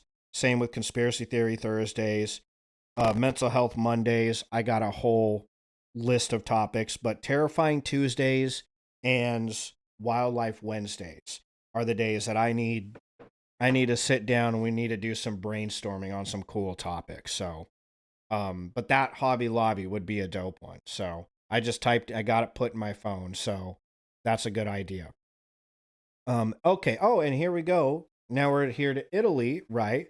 So if these buildings look like Italy, Bundy, that's because they are. This is shit. Paveglia Island. I might have to throw up the pronunciation thing. Paveglia pronunciation. So I don't look too fucking stupid during the stream. I had a whole stream on Gilles de Rais, the first serial killer from France. And then I did the stream and realized that I don't know how to speak French. And so every single French word, the stream was nothing but French words because it was like history of French, you know? And yeah, just made a complete ass of myself. Here we go. Let's Poveglia. Poveglia. Poveglia. Proveglia. Poveglia. Provelia. Povelia. Is it po or pro? Oh, it is. Povelia. Okay. We'll go with Povelia. I'll remember that every time that word pops up. Povelia. Oh, did you watch that stream? Man, well, you're the only one who's ever going to see it then, because I didn't even post that Gilles de Rais stream on YouTube. I was so ashamed of it because I was like, wow, this is really hard. After a while, I just started giving random ass people names. Like, we're just going to call this guy Bob, Bob 1 and Bob 2, because I'm not even trying to fuck with these words anymore. And so I didn't even post that shit on YouTube because it was so cringy. So you are the only person who's ever seen that stream besides Cutie Pie. She probably watched it. I'm sure she did. So she had the unfortunate she was unfortunate enough to have to watch her boyfriend struggle with French words. So, and you would be the only two people who ever saw that. So we can share that embarrassing moment together. Where am I at? Did you? Well, it was probably pretty funny for you. It wasn't very funny for me. I was sweating my balls off. So I was over here like, oh, this is embarrassing. Like, what is this fucking French guy's name? And none of them were easy. You know, they weren't like Pierre, you know, or Peter or nothing easy. They were all like 15 fucking syllables long. And I was just like, you know what? They did this shit on purpose. That's what happened. Fucking yeah, maybe I should post that on YouTube since probably was entertaining to watch me struggle with these fucking words. So Poveria, we got it this time though. No struggling for me. I know how to say this. Poveria. So Poveria Island, all about Venus's haunted island. There I go and say that right. Spoke too fucking soon. So the origins of Poveria Island, a refuge turned eerie. All right. So Povelia comprises a group of 3 islands, with 2 being naturally formed and the third resembling Venice through the use of wooden pillars and layers of earth. One island is entirely vegetation, the other houses the main buildings, and finally the smallest is an octagon, where they fight to the death. Now, an octagon used as a small fort to protect the island and act as a fort before reaching Venice. Well, that's not nearly as fun. That'd be cool if they did UFC there, though. That would be dope. Then I'd totally watch it. You'll find Povelia floating off the southwest end of Lido di Venezia. Today, the island only hosts a few small buildings on the main island, which is entirely abandoned. So, Povelia Island's haunted history. The island first welcomed inhabitants in the 7th century, and throughout the following years, it grew into a peaceful little community that avoided invasions occurring on the mainland. By avoiding the mainland, they also were lucky enough to avoid taxes, creating a very happy community. Oh, that's nice. They would often trade with nearby Palestrina, but mostly avoided the Italian peninsula. In 14th century, the War of Chioggia, well, I guess you're about to get your comedy routine nowadays anyways, Bundy. I tried, and I failed. Chioggia An extended conflict between the maritime republics of Genoa and Venice led to the abandonment of the island. Genoa and Venice led to the abandonment of the island. The population was then relocated to the main part of Venice, mainly in the island of Giudecca. It wasn't until the 18th century that it was put to use again as a storage location for the Republic of Venice. The Plague and Poveglia, a grim history. Subsequently, in 1776, it came under the jurisdiction of the local public health office. Initially serving as a form of customs control, it was later repurposed as a site for plague control. In 1793, two ships who stopped for a check were noted to have several cases of the plague. They were forced to stop here, and from then on, the island became a plague quarantine site. Man, what a bummer. Such happy, humble beginnings, right? Just happy people. Like, we don't get taxed. We live on Poveglia, and we don't have to pay taxes, and it's wonderful. And now, a plague quarantine site. That even sounds ominous. There's no way that can end good, right? All right. But Venice's other two quarantine islands of Nuovo and Viccio, both full, patients were now sent here to Poveglia. Even after the plague had subsided, it maintained its role as a quarantine station for ships en route to Venice. In the 20th century, it transformed into the site of a psychiatric hospital. Today, the island remains completely deserted and is government-owned. However, there have been several endeavors to sell it to private owners. So, Poveglia's ghosts, the stories behind the island, right? Because we wouldn't be talking about it unless there's ghostly shit happening here. So, 50% of the island is made of human ash. At least that is one of the rumors floating around. With all the victims of the plague, the hospital didn't know how to get rid of the bodies, so they decided to burn them. While this does sound reasonable, research shares a different story. The exact number differs, but it seems there were about 100,000 victims, and rather than being burned, they were left in so-called plague pits. Ooh, that sounds nasty. It's tough to say which version of the story might be creepier. Regardless of how the bodies were disposed of, tens of thousands of individuals lost their lives on the island and were left there. The psychiatric hospital era and paranormal claims. Another version of the story says that the asylum's director went crazy and jumped off the clock tower, but according to legend, it wasn't the jump that caused his death. It was a mysterious fog. This doctor was known for being a bit mad and for doing experiments on patients, including performing several lobotomies. However, even though you might frequently encounter this story in different narratives about Poveglia, it actually originated in U.S. television series like Ghostbusters. There is no concrete evidence to support the existence of such a doctor on the island or any record of a suicide attempt, although there was an asylum on the island. That would actually be, I just thought of another really good stream topic. Disturbing asylum practices would be nice and freaky. Like lobotomies. That would make for a good stream. Okay. Ghosts of the Plague.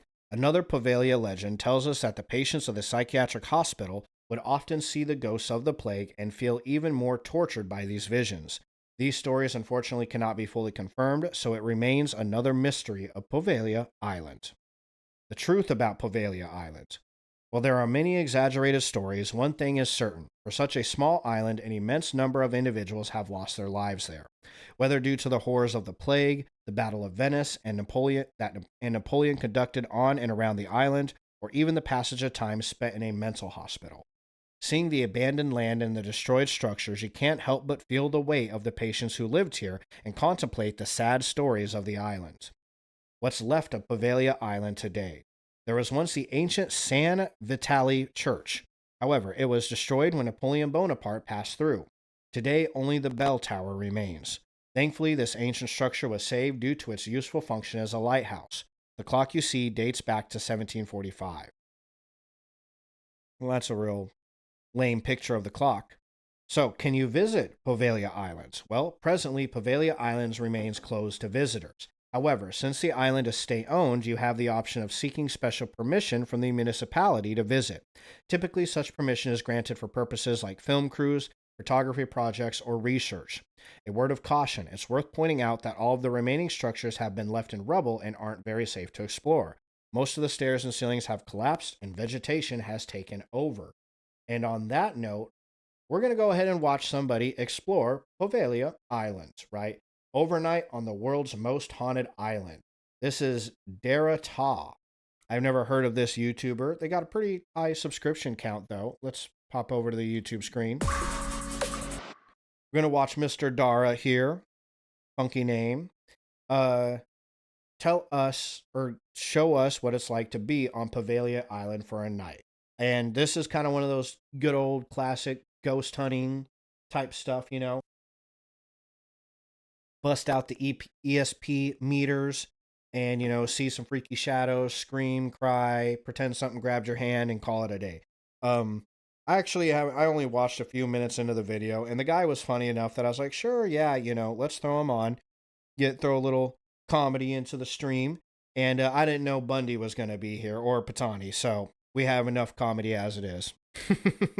But yeah, let's go ahead and watch what this guy's got to say and see if any ghosts pop. Behind me is the most haunted island in the world, where over 150,000 people have died of the Black Plague, and it is completely illegal to step foot on. So I guess I better not go then. The police have banned anyone from visiting this island after countless unexplained injuries and death. You know, I would be more afraid to jump in that water than set foot on that island, right? Because sharks be in the water. I wouldn't be doing that shit. You couldn't pay me for that shit. I would be taking that boat all the way over to the very edge of the main. I don't do sharks. I'll do ghost children before I'll do sharks. This is not safe. There we go. I got it. Oh, I got it. Oh, there's a boat coming. There's a boat. Run. Get down. A police boat literally is coming straight for us. We're in Poveglia, Italy, an island in the middle of Venice, home to an insane asylum. No, that water didn't look clean at all. I mean, it's surrounding an island where hundreds of thousands of people were possibly burned on it. So I don't know how clean it can be, right? Nobody's taking care of it either. Can't be very clean water. Can't be very sanitary. On another note, I highly doubt that guy is hiding from that boat. I'm sure that's a little bit of acting on his part. Probably got permission to go on there, shoot his YouTube video, but it's still kind of entertaining. That conducted illegal experiments on its patients. And its most haunted area is the bell tower, which we'll be investigating later in this video. So this is where we're going to set up our operations. See, our entire goal is to get to that bell tower before light goes down. That's where we're going to do our investigation. Let me show you literally all the ghost equipment I have. So I have got the craziest security camera system I could possibly find. That's night vision and motion censored. A spirit box. This is the thing that runs through loads of different FM frequencies. Let's see what the ghosts of Poveglia have to say to us. On another note, that would be really fun to do a ghost hunting channel. My friend Sean really wanted to do that. Go visit haunted places and film stuff exactly like this. And I told him I'd be down for it. I volunteered Cutie Pie for it too. I said, oh yeah, she'd really enjoy going to one of these haunted mansions, sitting in a room by herself. She'd love that. So, Cutie Pie, you've already been hired for that job. I bet you this equipment is expensive. Probably costs quite a bit of money to throw all that together. Oh, what? See, yeah, no, I don't blame you. That's why I volunteered you to do it, because I'm sure as shit not doing it. Thermal gun. If these ghosts or spirits produce any heat, we will literally see it Oh, perfectly. yeah. You'd be down to do some ghost hunting, huh? Yeah. Yeah, I think that would be a fucking blast. It would be fun to go to some spooky places like this and do that. And yeah, I would imagine you would need a crew to do it, right? You would need people there setting up all this stuff, doing the thing. And it's kind of the more the merrier kind of thing, right? Like the more people involved, the funner it would be. Yeah, I don't know if Bundy told you, or if Cutie Pie told you, Bundy. But yeah, last night she tried to sleep downstairs and I was sitting in the living room. Hold on. We got to go to the rant screen. So yeah, anyways, last night I was sitting up in my living room and I don't know what I was doing, watching a movie, watching stupid shit on YouTube, something like that. And my girlfriend comes running up the stairs and she says, I heard a noise. Something hit the door. I'm sleeping up here. And she ran into the bedroom and shut the door. Okay, story over. But I got a pretty good kick out of it. Definitely going on my list of funny Patani stories. exists, I'm going to find it. Do you believe in ghosts? Loki do believe in them. The people that believe in ghosts, we're here to prove it right. Come on, let's go. And for the people that don't, I am going to be as incredibly unbiased as you possibly can be. But I do not believe in ghosts. So we entered the dense forest to find the bell tower. This island apparently is an absolute labyrinth. I mean, we could just get lost super easy, man. Building number 1. All I know is this place is meant to be a death trap. It is completely overgrown. Oh, wow. Like, what is that? This is for sanitation. It was like a cooker to burn off diseases and things you have. Next building. This is creepy. This entire building could like collapse at any moment. We need to be super, super careful with our steps. I thought I literally saw someone looking at me there. Shut up. I swear to God. This guy There doesn't it is. believe in ghosts. Okay, we're gonna continue going. We're losing light real fast. First ghost pretended to be seen. We See knew how long we it were takes getting for him to closer see to the another asylum. ghost. There's the church, there's the church. You found the church? Yeah. We can see the direction of the bell tower. The light is fading very fast. And eventually, we entered its grounds. Yeah, that's a good point. You've slept down there multiple times, right? And you've never heard nothing spooky. I think it was just like a bird or something hitting the window. Freaked her out. It was pretty entertaining, though. I really got a kick out of it. Her running up the steps. I heard something. There's lighting on. What the hell is in there? Smells funny. I'm not going in. Yeah, I'm not going in either. Right. Yeah, no. But we didn't have to, as the entrance to the asylum was right around the corner. Entrance to the asylum. It looks imposing and scary. Yeah, Cutie Pie says the same thing. The antelope mount. I got a antelope mount and a buffalo head. For those watching in YouTube who can't see the chat and are wondering what the fuck I'm laughing at. Yeah, I got a downstairs bedroom. The animal head thingy, my Cutie Pie calls it. The animal head thingy. It's a bison head. I shot a bison when I was like 16, 17, legally. And then I shot an antelope. You know, we used to go antelope hunting all the time. So I have a bunch of animal heads, mounts. I got some fish mounts, but those are in boxes. And then a whole bunch of deer antlers and antelope horns from, you know, different things like antelope and deer I've shot. Elk hide from the elk I shot. But yeah, I got the buffalo head down there. And apparently that's a creepy thing. It creeps everybody out. Everybody's like, ooh, I love your house, but I don't like the animal head. Not very cool. So, yeah. That's what I'm giggling about here. Anyways, let's continue. Not gonna lie. You ready to enter hell?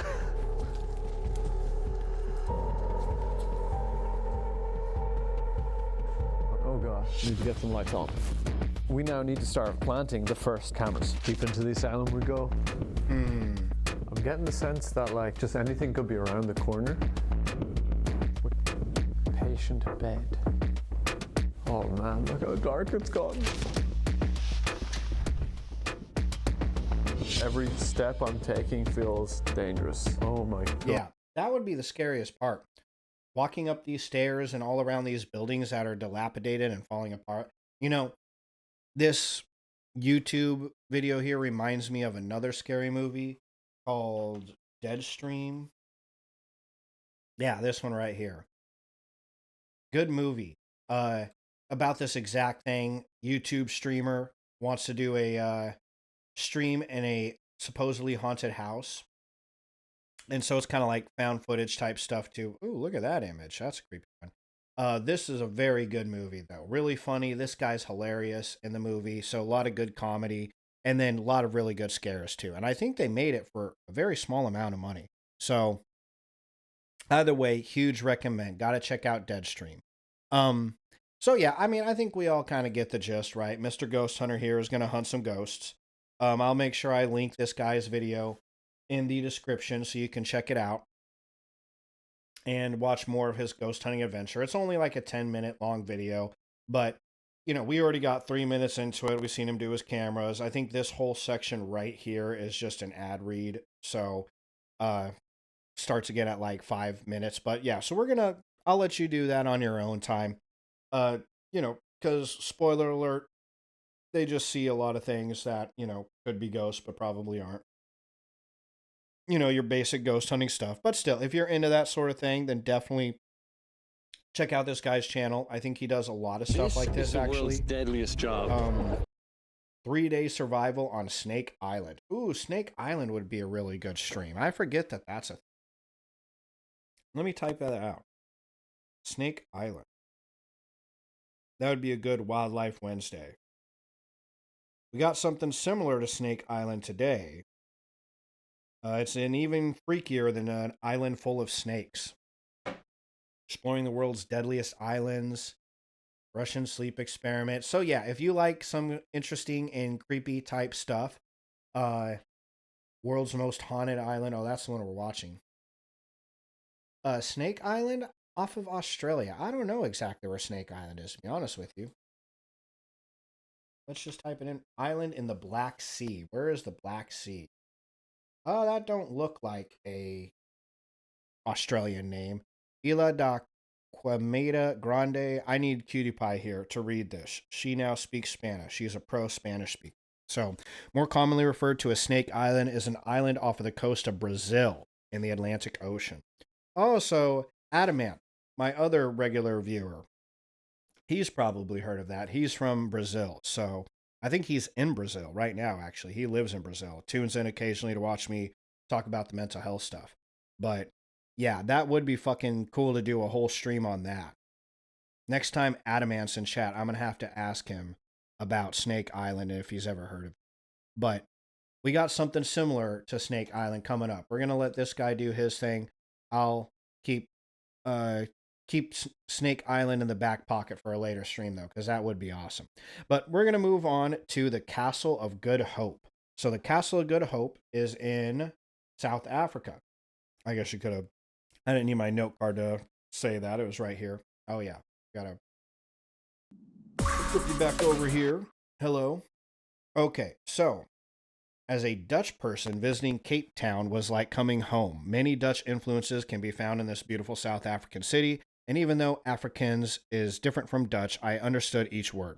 But still, I'm not particularly proud of our legacy here. The main Dutch mark on Cape Town is that of the Dutch East Island Company, which is a big bummer. They did a lot of bummer things down there in Africa, and to put it nicely, and the very haunted island of the haunted Castle of Good Hope. So, let's see. We'll get a couple pictures of it. This one doesn't look like a castle. Funny enough, it is a castle, but still really pretty. So, between 1666 and 1679, by slaves, soldiers, and sailors, the Castle of Good Hope is the oldest existing building in South Africa. Jan Riebeck, a merchant who lived from 1619 to 1677, constructed the original fortress in 1652. The original fortress consisted of clay and timber and was built to supply the ships passing through treacherous coasts around the Cape on the long voyages between the Netherlands and Indonesia, or East India, as it was referred to in the past. The castle is a pentagonal fortress and was built in fear of the English fleet. Yes, we kind of annoyed the English at sea back then. It took a while before it was finished because the Dutch East India Company didn't feel the need to spend money on it at first. But when England declared war on us because we took the rights for the best products, the fortress was a necessity. In 1936, the fortress was declared a historical monument. It is the best preserved example of a Dutch East India Company fortress. So about the castle itself. Right? It's pretty in its own way, right?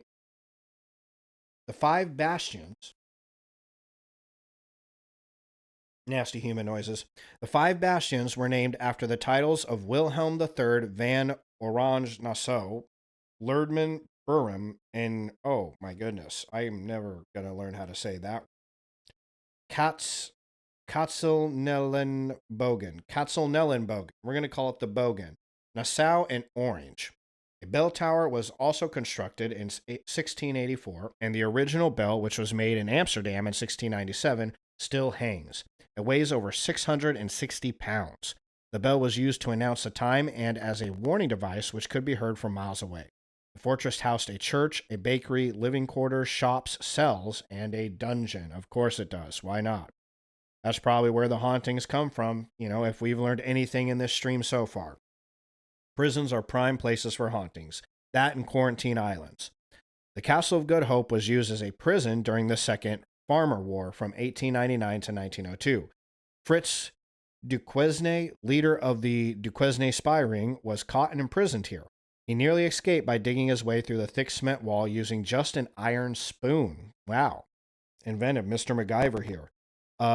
Duquesne, we're going to call him the Duke, nearly got out, but then a large stone slipped and nearly crushed him to death. What a bummer. He was found by his guard the next morning, unconscious but still alive. Wow, that is very unfortunate, man. That is some bummer luck. It turns out the Duke did not have a lucky eye like Anne Boleyn. The torture chamber was called Donkergat, the Dark Hole, which is a windowless dungeon. It's sometimes flooded in winter, drowning its contained prisoners. What a bummer. Ghost of the Castle of Good Hope. Okay, this is the juicy stuff, right? Oh, yes, it is haunted. Workers and visitors report hearing voices and footsteps in the windowless dungeon and in the building's narrow corridors. The bell in the bell tower sometimes rings on its own accord. That should be impossible for it was bricked up centuries ago. Legend says a soldier once hung himself by the bell rope. Perhaps it's the ghost that rings the bell. But that's not all. A vicious black dog is also said to haunt the castle grounds. It lunges at people before suddenly disappearing. People also claim to have seen a tall, luminous man leaping off the castle walls. He disappears before he hits the ground. A man and a woman are frequently heard arguing near the guards' room. If people check it out, only a shapeless figure is seen. Here, an electric bell is also heard while nobody is around to ring it. Even today, soldiers who guard the castle at night rather avoid passing through the castle's archways. They say they fear the restless souls that roam these. Lady Anne Barnard also haunts the castle. Up until today, this is a very crowded house, right? Geesh, all kinds of ghosts. This would be a really good episode of, what's that show? American Horror Story. That would be really cool to see them throw an American Horror Story in here, right? She lived here in the late 18th century, that Anne Barnard. As the First Lady, she was responsible to entertain important guests that visited the castle. She seems to keep on doing this, even though she passed away over 2 centuries ago. She appears when the castle is visited by important people. Another ghost that keeps popping up is that of Governor Peter, that's an unfortunate name, Gisbert Van Nood. Van Nood. We're going to call him Mr. Gisnoody. He was a strict and militant man, Mr. Gisnoody. Mr. Gisnoody sentenced 7 men to death on April 23rd, 1728. He refused to grant a prisoner's last wish right before his hanging. Well, what a dick, right? That's how he earned the name Gisnoody. The prisoner then cursed Van Noody later that same day. Gisnoody was found dead in his office. Oh, wow, yeah. Looks like that was a curse that worked. He died of a heart attack even though he was completely fine that morning. Today, workers and visitors experience Gisnoody's bitter presence, and they hear him cursing and swearing inside the castle wall. Well, with a name like Gisnoody, I'd be kind of pissed off too. Can't blame the poor guy. All right, the Castle of Good Hope today. Today, the castle houses the Castle Military Museum and ceremonial facilities for the traditional Cape regiments.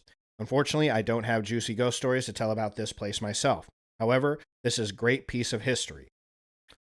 Oh, and the restoration has uncovered new secret areas. Well, look at that. That's kind of cool. So that's the, let's see, is this the castle right here, I'm assuming, maybe? I can't really tell. It looks like that's a freeway, and this might be the castle itself. Kind of cool. Interesting structure. Look at that. Pictures on the inside. Looks ominous, right? Properly dilapidated. And let's go over to their website. This is the Castle of Good Hope website. This would be kind of cool to go visit. I still think my number one, would be the catacombs. That would be my favorite to visit so far. If I had to pick top 3 out of the Eastern State Penitentiary, Tower of London, Catacombs, Poveglia, and the Castle of Good Hope, I would say the Catacombs, the Penitentiary, and the Tower of London would be my top guesses. or my top ones to visit. So, Cape Town, the Castle of Good Hope, turns 350 this year. And this isn't this year. This is back in 2018. Wow. And to mark the occasion, yeah, would that be your top three, Bundy? The Catacombs, the Penitentiary, and the Tower of London? What would be your top three out of those five? That was kind of my thought too. I'm gonna be honest. Like, you see, great minds think alike, Bundy, right? Yeah. So that was absolutely my thought on the matter too. Was like, I would really love to go visit these things without getting robbed. That would be, that would be nice. And to mark the occasion, the Independent Media Group will take readers on intriguing. Yeah, well, holy shit, I didn't know that. That's crazy. Yeah, well, I mean, that's a good sign never to visit, right? Like, there's nothing like a stay out sign like barbed wire around your house. So, yeah, I'm a good no on that shit for sure. Don't think I'll be taking that journey. Over the years, the castle has been many things to different people, a pace of pleasure and pain. To the first white settlers, it was a refreshment station for ships from their home country. To the indigenous people, it eventually became a symbol of dispossession of land, livestock, and ultimately dignity. But back to the castle. Perhaps appropriately, it had its origins in something that was commonplace along the southernmost tip of Africa, a violent storm followed by a shipwreck. Are we? Yeah, this is fine. We don't have to, we can read through this. This isn't too long. Let's see. On March 25th, 1647, a Dutch Indiaman, we're going to name him Haarlem, on its way to Holland from the East Indies, ran aground in the vicinity of present-day Milnerton. I think that means the ship ran into the ground. And although there were no casualties, its sinking was destined to change the course of history.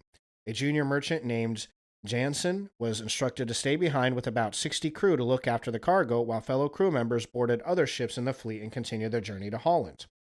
While waiting to be picked up, Jansen and other members of the party grew vegetables, caught fish, and bartered fresh meat from indigenous inhabitants. It proved to be a trial run for something more permanent. On his return to his homeland, Jansen and a fellow officer, Nicholas Prout, were asked by their employers, the Dutch East India Trading Company, to compile a report on the sustainability of the Cape to serve as a refreshment station. Is it just me, or do all these Dutchmen have really funny names, right? Like Jansen, Gisman, Nudie, and Prout.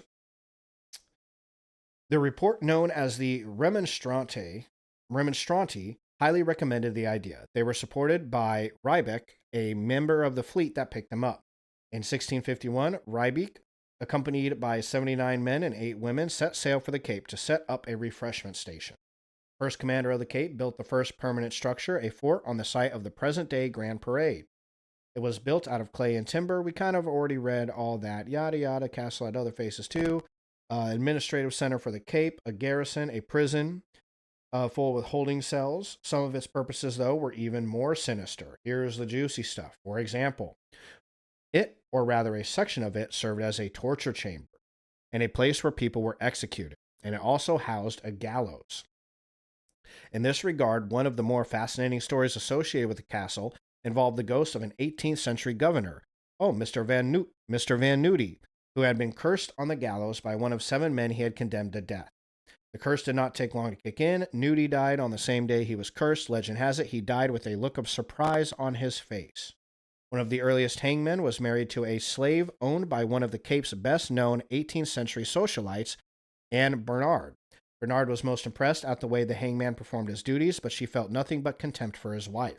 As part of the castle's 350th anniversary celebrations, the Department of Defense has commissioned statues of 4 African leaders who fought to maintain. That sentence has nothing to do with the sentence before it. Well, what happened between Anne Bernard and his wife? I don't know why you even put that in there if you're not going to let us know what happened. It was like the setting for some juicy drama that just never panned out. Okay. On a cold, wet day in May 1659, who's Damen now? I don't know who Damen is. Okay, well, some fellow or maybe town named Damen launched the first War of Independence by indigenous people in South Africa against colonial invaders. Zulu King Cetshwayo also spent time as a prisoner at the castle.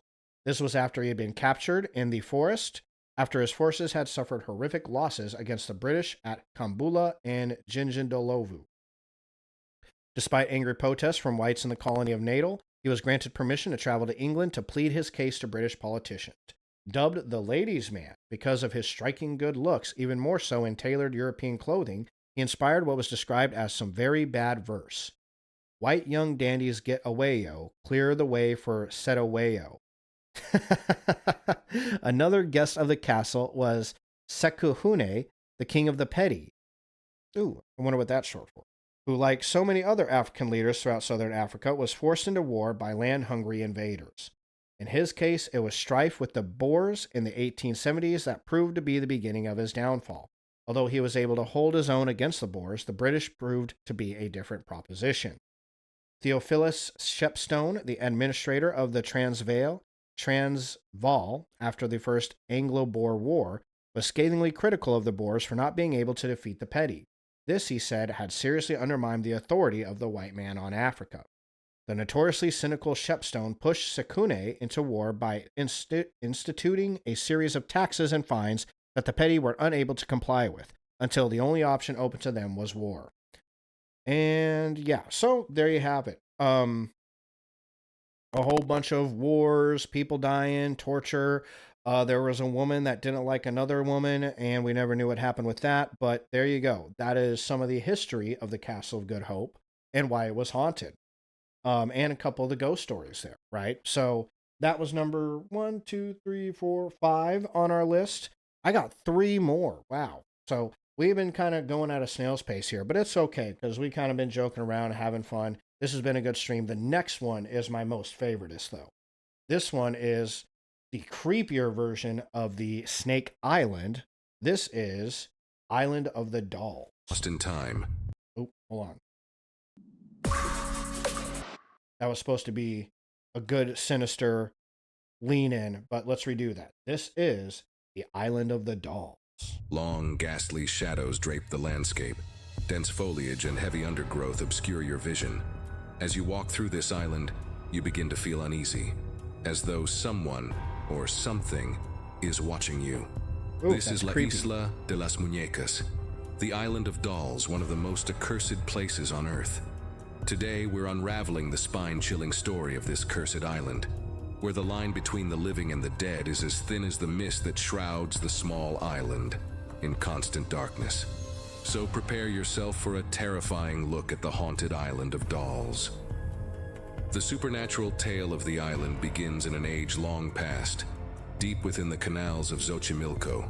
For centuries, Aztec priests and warriors revered the canals, claiming the waters within offered arcane insight into long-forgotten divine secrets. But the waters demanded a steep price. Hold on, gotta pause. We gotta go back a little bit. I was pouring myself some water here. What was the Haunted name of this Island of island? Dolls. The supernatural tale of the island begins in an age long past, deep within the canals of Xochimilco. Xochimilco? Xochimilco? Am I getting that right? PewDiePie, if you're still there, I need your help, your professional Spanish-speaking help. Xochimilco? That sounds about right. For centuries, There you go. Xochimilco. Aztec priests and warriors revered the canals, claiming the waters within offered arcane insight into long-forgotten divine secrets. But the waters demanded a steep price. To extract their secret, Yeah, I think I got it right. Yeah, that's how the dude said it, right? I thought I'm heard him correctly. You know, I never know, though, because I am deaf. So somebody saying something else correctly doesn't mean I'm going to. an offering of blood and death was required. Over centuries, this labyrinth of narrow waterways saw thousands of ritualistic sacrifices conducted, each staining the waters red. It was said the purer the soul, the more knowledge could be gleaned, resulting in the eventual brutalization of young women and children. Eventually, the Aztec Empire slowly faded into the dust of history. But their victims did not. A lingering curse of undeath shrouded the canals, and a haunting chorus of evil arose as the victims of Xochimilco found themselves reincarnated as mournful spirits, trapped in the ether between life and death. The true nature of the curse lay dormant. Look at that. That is so fucking creepy. Ooh. I got pictures of the island too we're going to look at after the video, but yikes, man. I think this just hit my number one. This is my number one creepiest place that I want to visit right here. The island of fucking Doll. For hundreds of years, patiently awaiting its next herald, until one day, its perfect victim arrived. During a morning walk in the 1950s, a Mexican man named Don Julian Santana stumbled upon the now densely forested heart of the canals. Hold on, let me relook at that. That kind of looks like the... You guys ever seen that meme of what's his name? Willem Dafoe? This is like the Mexican version of that meme. Julian Santana stumbled upon the now densely forested heart of the canals. Trekking through the foliage, he arrived at a deep lake, where he heard a melodic song resonating from the depths of the waters. It called to him, begging for his assistance in a simple task. Later that same day, Don Julian arrived home, packed one bag of his belongings and retreated from society, leaving behind his wife and child to live in isolation on the remote island. What happened next is still a matter of some debate, but what is known is still disturbing. Sometime after returning to the island, Don Julian emerged from the... That was the creepiest happy guy I ever seen. That doll head is creepy enough, but look at that guy. That is the scariest happy smile I have ever seen. That is terrifying. If you turned around in a dark alley and saw that guy behind you, you would shit your pants. Returning to the island, Don Julian emerged from the jungle, drenched from head to toe, carrying the lifeless body of a young girl who he claimed drowned in the canals. But what's even more chilling is what happened next. A short time later, Don Julian reportedly found a headless doll floating in the exact spot where the girl had perished. Crying out in joy, it is said Don Julian began praising the gods of the canals as he held the doll in his hands, finally understanding his duty. These terrifying haunts were only the beginning. Don Julian heard whispers in the night as he patrolled the island. Jesus, I feel like Don Julian needs to lay off the marijuana, because holy fuck. Been chewing too many of those cocoa leaves. Soft, pleading voices filled the air all around him. The voices commanded him to conduct ancient warding rituals, claiming the water demanded protection. The most prolific and strange of these rituals involved the collection of dolls, similar to the one he found floating. Each doll was an offering. Well, that's not as bad. It's just a man and his dolls, right? What's wrong with that? We live in a progressive society now. Men can collect dolls if they want, dude. Chill. Way to protect the island and the waters from what he claimed was a terrible and vengeful spirit slumbering deep within. The more dolls he collected, the more intense his claims of a haunting became. As the years went by, his collection grew. Wow. He scavenged the canals and local trash heaps for any dolls he could. I feel like this dude went along collecting the creepiest fucking dolls he could find, right? Like, every single picture we've seen, there's not a single doll here where it's like, oh yeah, look, there's a little Barbie, and her little fucking, Barbie is a lawyer, Barbie the doctor, it's like these fucking crazy, burnt, lifeless looking fucking half naked things that are just like, oh, find, headless and shit. Often trading fruits and vegetables he grew on the island for old, discarded dolls. It didn't take long before these eerie figures covered the entire island. Yeah, it does, cutie. That one in the chair did look scary. Yeah, this one right here on the bottom. That one right here over here. That just like looks like half a person just sitting there, right? On the right. Yeah, right here, this one. Yeah, that's creepy. Yeah, because it's just like half a torso, right? There's not even like anything connected to it. It's just legs. It's even creepier, honestly. Often trading fruits and vegetables he grew on the island for old, discarded dolls. It didn't take long before these eerie figures covered the entire island, hanging from trees, nailed to walls, and even partially buried in the ground. Oh, I guess they do have some Barbies. And they still figured out a way to make them freaky, too. Look at that. Gosh, I don't know about this Don Julian guy, Each one more grotesque and decayed than the last. Don Julian claimed that he could feel the dolls coming to life, their eyes I'm sure following he him did. as he moved, their limbs twitching in the dead of night. Soon, Don Julian began inviting visitors to the island, claiming the water spirits required more attention. These visitors, usually locals, reported strange and terrifying experiences. Some claimed they heard the faint sounds of girls crying, a mournful wail that echoed through the trees. Others felt an overwhelming sense of dread near the lake, as though something didn't want them there. Some even confirmed Don Julian's claims that the dolls moved. One of his former friends said one evening while visiting the island, Bro, look at that. This guy just strategically even put the dolls in places where it'd fuck you up, right? Like, he specifically said, I'm going to take this doll, rip half its hair out, pop its head off, and stick it on this little fucking leaf right here, just to fuck with everybody who shows up. That's what happened. he witnessed hundreds of tiny doll heads turning to face him, their eyes blinking, lips parting as if to whisper some dark secret. The island's reputation as a place of supernatural activity grew, and soon it became known as a cursed and haunted place. The haunting reached its peak in 2001. After nearly 5 decades of living in isolation, Don Julian met his death in the same canal, where he claimed to have found the young girl's body years before. His body showed clear signs of drowning. His torso appeared swollen. His head was blue and soft. Most disturbing was Yeah, right. I don't know. Like, why are these dolls mostly babies? Because Don Julian was a fucking weirdo. That's the best answer I got for you, man. This guy had some issues, I feel like. I mean, legitimately, like, I think this guy could have, like, had some just mental issues, right? He just one day went to the island, slipped, fell, hit his head on a rock, woke up, and was like, I need to collect some fucking dolls, bruh. Baby dolls, specifically. was one feature of his face, spread across. Because, you know, you see those people that collect dolls anyhow, and it's kind of weird anyways, right? They'll have a whole room of dolls, but they keep their dolls all looking nice. And yeah, or possessed or some shit, right? Possessed by those cocoa leaves. You know, you see people with their doll rooms, they got these nice little dolls, you know, and they take care of them and shit. And, you know, they got them all situated in a way that looks as uncreepy as possible, given that it's a room full of dolls. This guy chose to just rip their fucking heads off and stick them on plants, right? You know, so not all there. You know, this head right here, mostly empty or possessed, filled with demons. Across his chin, almost from ear to ear, was a toothy grin.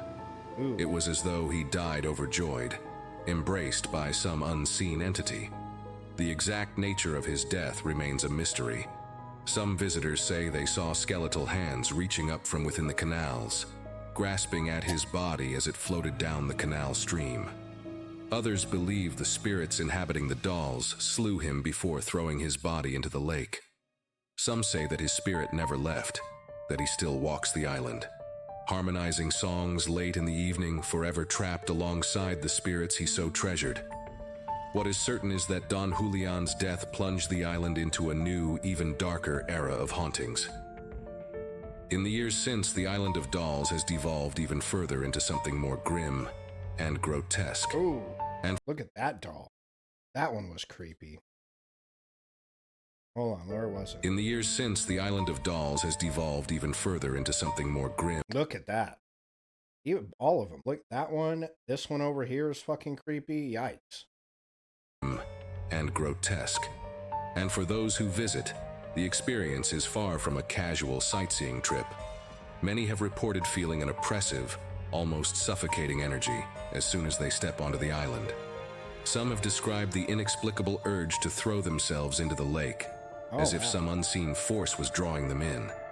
Reports of a bloated, ghostly figure moving between the trees are common, especially during dusk and dawn. Old friends and villagers claim the ghostly figure resembles Don Julian perfectly, complete with his massive, unnatural death grin. Many locals often hear soothing melodies emerging from the canals and central lake that seem to call out to them in search of a new caretaker. Others have captured inexplicable images on their cameras, shadowy forms, glowing eyes, or the faint outline of a girl standing among the dolls. And then there are the dolls themselves. Surrounded by the hordes of decomposing dolls, most visitors claim to hear dissonant whispers emerging from their plastic mouths. Many further claim that the dolls physically react to their presence as though they were alive. Reports abound of dolls moving on their own, heads turning, eyes blinking, mouths opening and closing. Even skeptics of the island's dark energies often come to believe Don Julian's original claims about the dolls, that they function not just as wards, but as vessels, containers for the spirits of the sacrificed Aztec women who still haunt the island. The evil of the island seems to run rampant now in the absence of its herald, the deceased Don Julian. The true nature of the Island of Dolls remains a mystery. Is it a place where the spirits of the dead are trapped, forever bound to the island and the dolls that adorn it? Or is it a place where something darker and far more ancient resides, something that feeds on fear and obsession, and that has drawn countless souls into its web over thousands of years? What we do know is that the island has a power of its own, a power that has only grown stronger with time, and that has drawn countless innocents to their untimely demise. Some local descendants from the ancient Aztecs have their own theories. They believe that a great divine curse gripped the land around the island at the beginning of time. This curse, the last remains of a long-dead god or other celestial entity, demanded blood. It craved the sweet taste of slaughter and willingly offered knowledge for a blood price. The ancient god readily received the sacrifices offered and forever bound their souls to the waters. When the being went dormant, the spirits of the women remained, seeking vengeance and freedom. They found that freedom in Don Julian, who they manipulated to do their bidding. His efforts resulted in him providing them with new vessels, the dolls. Within each doll dwells the spirit of a sacrificed woman, patiently awaiting a new caretaker. Whatever the truth may be, one thing is certain. The Island of Dolls is a place like no other, a place where the past never dies, where the boundary between the living and the dead is blurred, and every step you take is watched ominously by thousands of scrying eyes. So, if you ever find yourself in Mexico City and the canals of Xochimilco beckon you, remember the story of the Island of Dolls. But know this, once you set foot on that island, you may never truly leave. Because the dolls are always watching, and they never forget. Thanks for watching, and if you enjoyed this real scary haunt, don't forget to like, share, and subscribe. For more haunting tales from one of the darkest corners of the world, click to watch our video. Okay. So there you have it, the Island of the Dolls. That was Real Scary Hauntings is the name of that YouTube channel. They only have 350 Even before Bram Stoker too, so used the real... check them out, show them some love. I'll subscribe. Give them a like. Boom. There you go. Super creepy. Yeah. Fucking. Yeah. See, that one is freaky, right? That's definitely my top pick. I go number one for me. That's just changed the name of the game, right? The Island of the Dolls is number one. Then the Catacombs. Then the the Eastern State Penitentiary. That's how the rundown is for me. Fucking. That's some pretty wild shit. And it does look like you can actually visit the island too. So. That's pretty creepy. And just to bring the creepiness home, here's some pictures of all the different dolls that they have on the island. There ain't a single one of them that isn't creepy. Look at this. They got like dolls all mangled in this like little box thing. Like, ugh. What does that say, Cutie Pie? Contenido maldito. You know what that means? Catacombs is still your number one, huh, Bundy? Okay. Yeah, no, the Catacombs is still number two for me. It's still in the top three for sure. Island of the Dolls, though, you know, I can't miss that kind of opportunity, right? But yeah, Catacombs is still up there for sure. I think the whole tunnels made of skulls thing is pretty one of a kind. Island filled with dolls is also one of a kind, you know? I mean, I don't think you're gonna, you know, you need to go to some backwoods, Leesville, Louisiana shit to see something like this. Look at that one. That is creepy. Oh. Oh, wow. Oh, it looks like they even have a movie called The Island of Dolls. I was thinking that. I was like, somebody's had to have made a movie about this. I'm sure it's not any good, but... yeah, I think so too. No, still should make a skull tunnel. Oh, I can make a skull tunnel, and then I can make the guest bedroom the bedroom of the dolls. How's that? Would you guys still want to sleep down there, cutie pie? I bet you wouldn't be scared of sounds outside the door anymore, that's for sure. Cursed contents. Okay, thanks, Hot Stuff. I appreciate it. Cursed content. All right. Oh, look at that fucking creepy ass mask right there. I think those are just actual creepy dolls. Like, I think people actually make these. That's a no for me, dog. Yeah. Maybe not. That definitely would make it hard to sell the house. Like, so here's the hallway of bones, and it leads us to the bedroom of dolls. You'd be like, no, I'm good. You can keep this house. We'll be homeless for a while. We'll go live in that motel where you get stabbed. Not sleeping in no bedroom of dolls. Look at that. Leash. Okay. All right. Oh, look at, they even got an Elmo doll.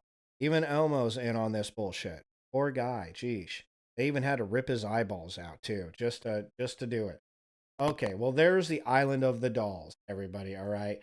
So that was 6 of our top 8. And the stream's kind of going long, but I think, fuck it, I'm just going to keep going. I'm going to run through these last 2 because these last 2 aren't very long.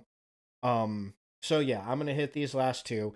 The second to last here is the Fairmont Banff Springs Banff Springs Hotel in Alberta, Canada. Had to throw the Canadians in there too, right? So we got a real quick little rundown of the Banff Hotel. Ghost stories. Since its grand debut over a century ago, guests and staff alike allege that many unique spirits haunt the Fairmont Banff Springs. One such ghost is Sam McCauley, an elderly Scotsman. Oh, well, the good thing about Canadians is I can pronounce their names. So, an elderly Scotsman, this is a Scottish guy, who served as the hotel's lead bellhop throughout the mid-20th century. Those who come across Sam indicate that he is incredibly helpful and kind. See, good ghosts on this one, so, with some even stating that his spirit had actually assisted them. One famous tale involved 2 women who called upon the front desk for service after their guest room key would not work. When the regular bellhop did not respond for 15 minutes, the 2 women walked back to their guest room defeated. But then another hotel employee matching Sam's description approached their door, who proceeded to unlock it.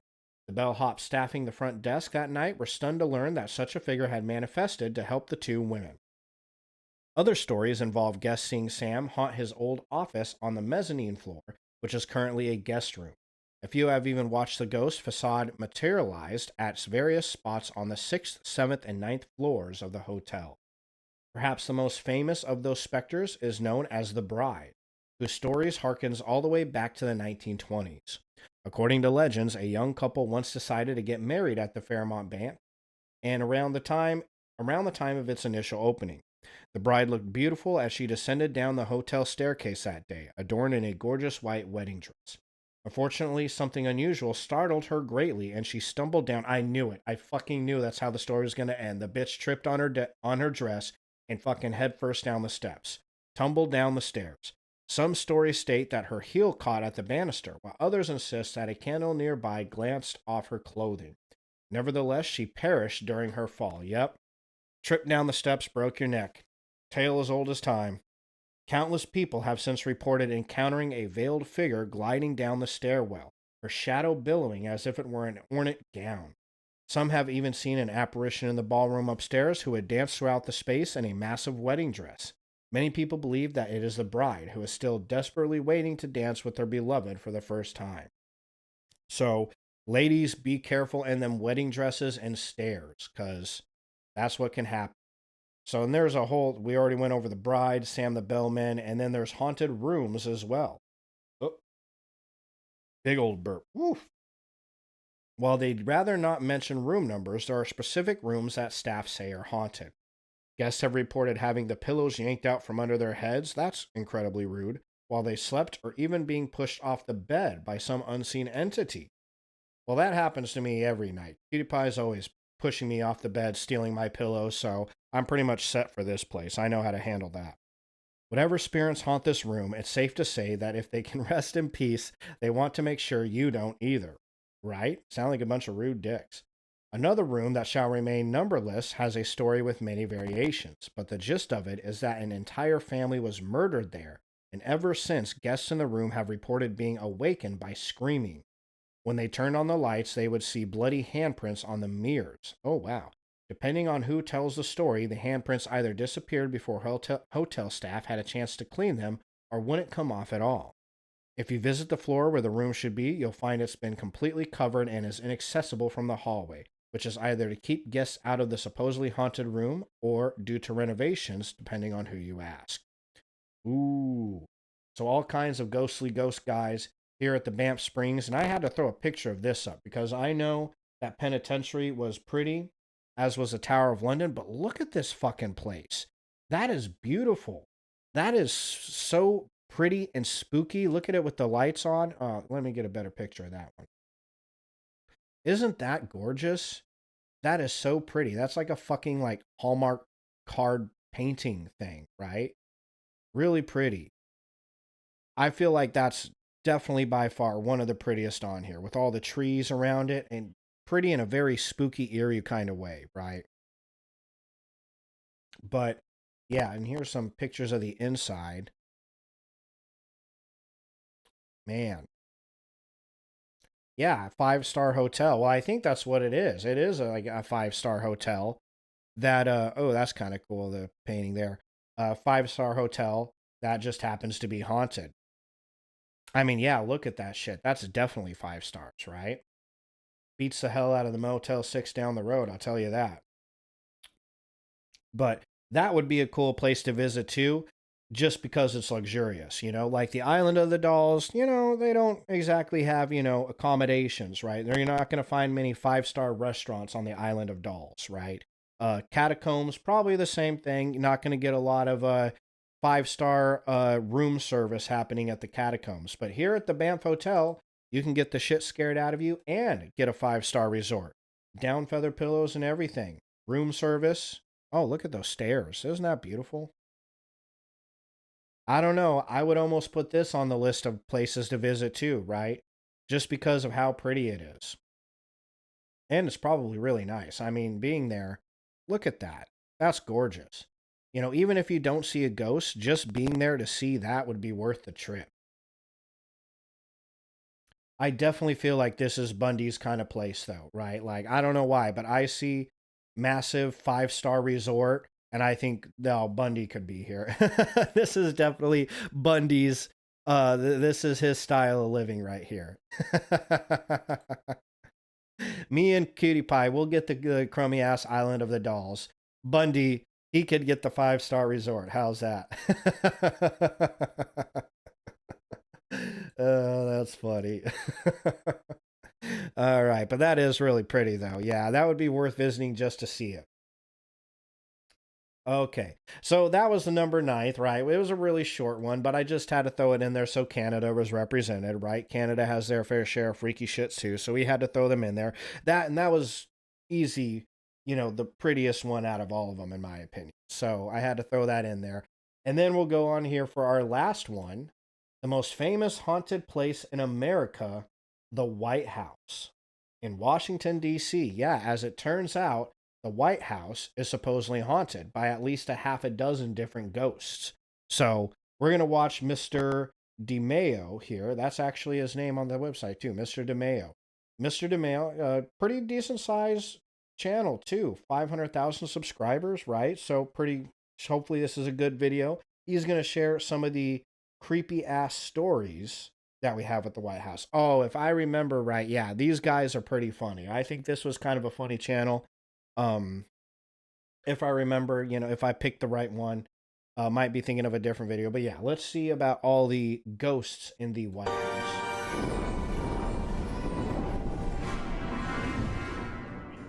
What is problem? Well, someone keep. Yeah, these were the dudes who made like a whole skit out of it. It was kind of funny from what I remember. So Stealing my Crystal Pepsi, so I installed one of those cameras to see who it is. Oh man, I can't wait to catch this guy red-handed. I know. Let's check the security footage. That man is so far away. It's so tiny. There's no way to tell if he's... Lies. It is CGI or something. It's not like you hear my voice or anything. Hello? Can I have a cheese starter? What? Okay, you got me. But I swear, I did not steal the crystal peppies. Maybe it was a ghost. Oh, come on. We've been over this before. There's no such thing as ghosts. Hey, believe what you want, but there are a ton of stories about ghosts. Some even about famous people and places. Like where? Well, how about the White House? The big white building that was blown up in Independence Day? No. Yep, it's the current home of the President of the United States. And some believe that it's actually haunted. A creepy mansion that's over 230 years old. Who'd think there'd be a ghost in there? Me. I would think that. Yeah. But anyway, what kind of ghosts are we talking about here? I can't imagine good old George Washing Machine giving people the spooky dukes with that old lady hair he's got on. While George Washing Machine didn't haunt the White House, you might know some of the other guys and girls who did. Let's start with a lesser-known one. Mary Todd Lincoln, the wife of Abraham Lincoln, was fascinated with the supernatural, and it is said that she held seances to speak to spirits in the White House. She would often attempt to speak to her son, Willie, and although she did claim to speak to his ghost, she was also visited by someone else. Mary Todd reported encounters with the 7th president, Andrew Jackson. She reported hearing him swearing and stomping his feet. Later, Harry Truman, the 33rd president, told his wife that he would constantly hear footsteps when no one was around and felt as though it was the ghost of Jackson too. Truman even spoke of a time when he would hear banging on his door, check to see who was there, looking up and down the halls and bedrooms. I fucking love these graphics. All these like cutouts peeking around doors and shit. I was a little turned off by the Timo version of Elmo in the hoodie, right? But I slowly warmed up to it. Only to find no one. It is said that the ghost of Jackson... I didn't know Jackson had a crazy-ass hairdo. Look at that shit. That's wild, man. This guy was rocking his own thing, wasn't he? Some, like, Dracula meets... I don't know what. I don't know. This hair looks familiar, though. I'm going to have to look into it. I feel like there's some kind of rock star with this hair, right? Billy Joel? No, that's not Billy Joel Osment. He's the church guy. There's some rock star that had some crazy ass hair like this too, though. But either way, yeah, I didn't realize how goofy Andrew Jackson looked. No wonder he's pissed off and cursing at everyone. Was also seen lying in his old bed in the Rose Room of the White House, sleep. There it is. Dracula meets Albert Einstein. That's a great description, Bundy. Yeah.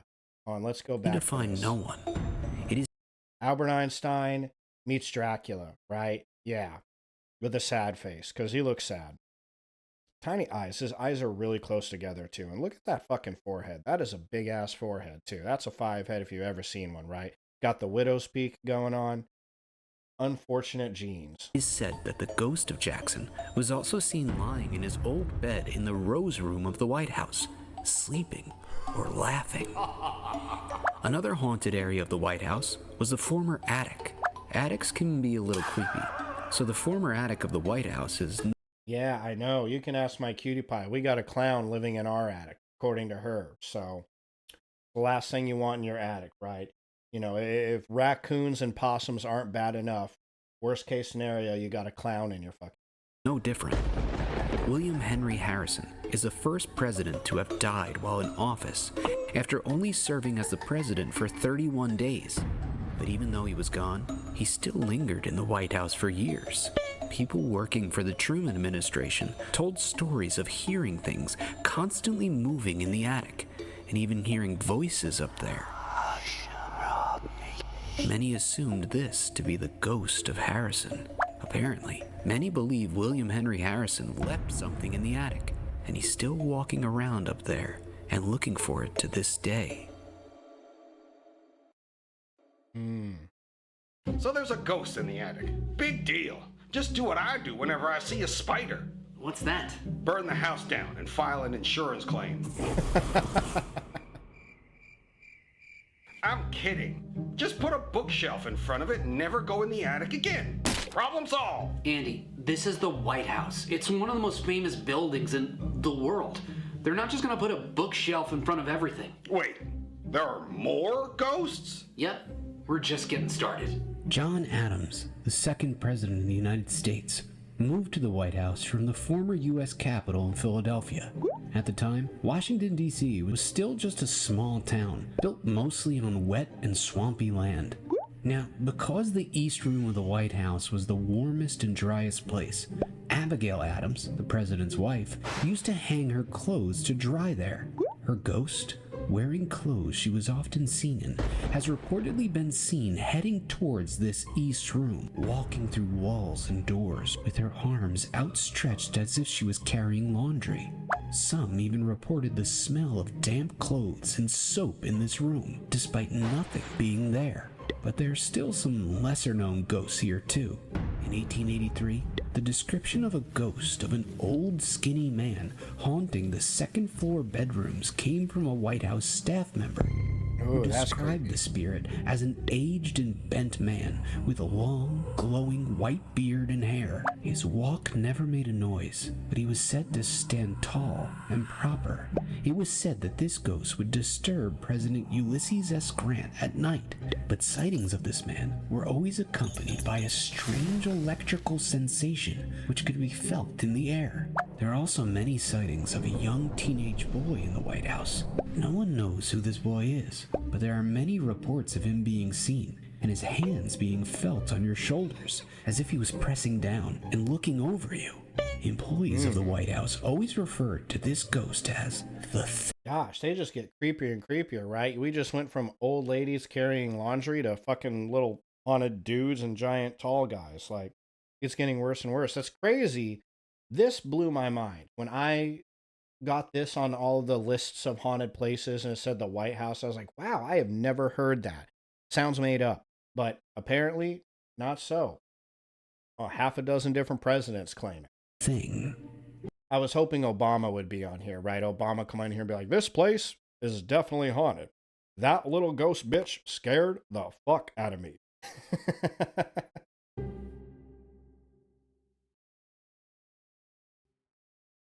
Is that it? Things are starting to get a little creepy. Aren't there any happy ghosts? Well, there is one, and we actually just made a video about this guy. The Loch Ness Monster? No, Andy, this video's about ghosts in the White House. Oh, Abe Lincoln. Yep, and he's probably the ghost that has been seen the most there. Abraham Lincoln may be the ghost that most people have seen in the White House. Grace Coolidge, the wife of President Calvin Coolidge, was the first person to say that she had actually seen Lincoln's ghost. According to her, she saw a ghostly Lincoln standing, looking out a window in the Oval Office at the former Civil War battlefields beyond. And during a visit to the White House, Queen Wilhelmina of the Netherlands reported hearing a knock on her bedroom door in the middle of the night. When she answered it, she said she saw Lincoln's ghost wearing his top hat. She fainted, only to wake up later and find no one there. And British Prime Minister Winston Churchill, who visited the White House many times during World War II, said that during one of his visits, he returned from his evening bath smoking a cigar, only to find a ghostly Lincoln sitting by the fireplace in his room. Churchill said that he made a joke. Lincoln smiled and then vanished. There's even a must not have been a very good joke. He's like, this guy's fucking boring, I'm out. a photo of Mary Todd Lincoln, who, as I said earlier, held seances in the White House. In this photo, we can see Lincoln's ghost appearing behind her. But more recently, Ronald Reagan's dog Rex would often sit outside of the Lincoln bedroom, barking non-stop and refusing to enter. So there you have it, the ghosts of the White House. And what do you guys think? There you have it. They still got a few minutes left in their little skit that they do. You can go ahead and check their channel out. It's a pretty funny channel. They definitely have some good little jokes in there. There's some cringe moments, but sometimes the cringe moments are enjoyable too. But yeah, that's crazy that they have so many ghosts in the White House. That blew my fucking mind. That was definitely something I wasn't expecting. Good old Snake Island. And here, let me swap back over. Yeah. Okay, and that about does it for the most haunted places on Earth, right? So we had the Eastern State Penitentiary, the Tower of London, the Catacombs, Poveglia Islands, the Castle of Good Hope, Island of the Dolls, Banff Springs Hotel, and the White House. And I think we end with my top 3 being the Island of the Dolls, the Catacombs, and Banff Springs Hotel. Actually, honestly, I would like to see some ghosts and also get some 5-star room service. That sounds the best to me. So those are my top 3. I think the ones I probably am good on passing, give it a good pass, would be Poveglia Islands, the White House. I don't really need to go see the White House anytime soon, and Castle of Good Hope. I think I'm good on those 3. Eastern State Penitentiary and Tower of London, those are still a good solid maybe. Probably number 4 and 5 that I'd like to see. But yeah, so there you have it, man. My top 8, or 8 of the top most haunted places on Earth. If you do like this stream, because I had a good time putting this stream together. It was actually a lot of fun to sit and do a little bit of research on this topic. Even though it's kind of silly, it's still enjoyable. But if you had some fun watching it, leave a comment down in the YouTube video and let me know. And I'll make a second one. Like I said, maybe one day I'll smoke some weed, get a wild hair at my ass, and make a second one anyway. So we'll see, because there is a lot more haunted places. Like I said, I'll probably just do a whole episode dedicated to Japan because of all the haunted places there, and a few other spots around the globe. But yeah, so that probably does it for me. I've long since passed my time. I'm about 2 hours and 30 minutes, but that usually happens on Tuesdays. Whenever we're doing the scary shit, I kind of go over a little bit because it's a lot of fun to talk about. I enjoy it, have a little bit more fun with these streams than I do some of the other days. But to everybody who joined me to watch the stream live tonight, thank you for tuning in. I appreciate the support. Bundy and Patani, Cutie Pie, thank you so much for hanging out and chatting and bullshitting with me. It's always fun to sit and talk with you guys while I'm going over this kind of stuff. So thanks for hanging out. Always appreciate it. And to anybody that watches this video on YouTube, thanks for watching. If you like it, please like and subscribe. Let me know in the comments, and consider coming and hanging out in the chat room with me, my Cutie Pie, and Bundy. One of these days, I'll eventually throw the stream back up on the screen. I stopped doing that because nobody was, was chatting. I just started this, a month and a half ago, not even a month and a half ago, like a month and a week ago. So, for the first month, nobody's really chatting. So I was like, well, I'll just take that off because it's kind of in everybody's way.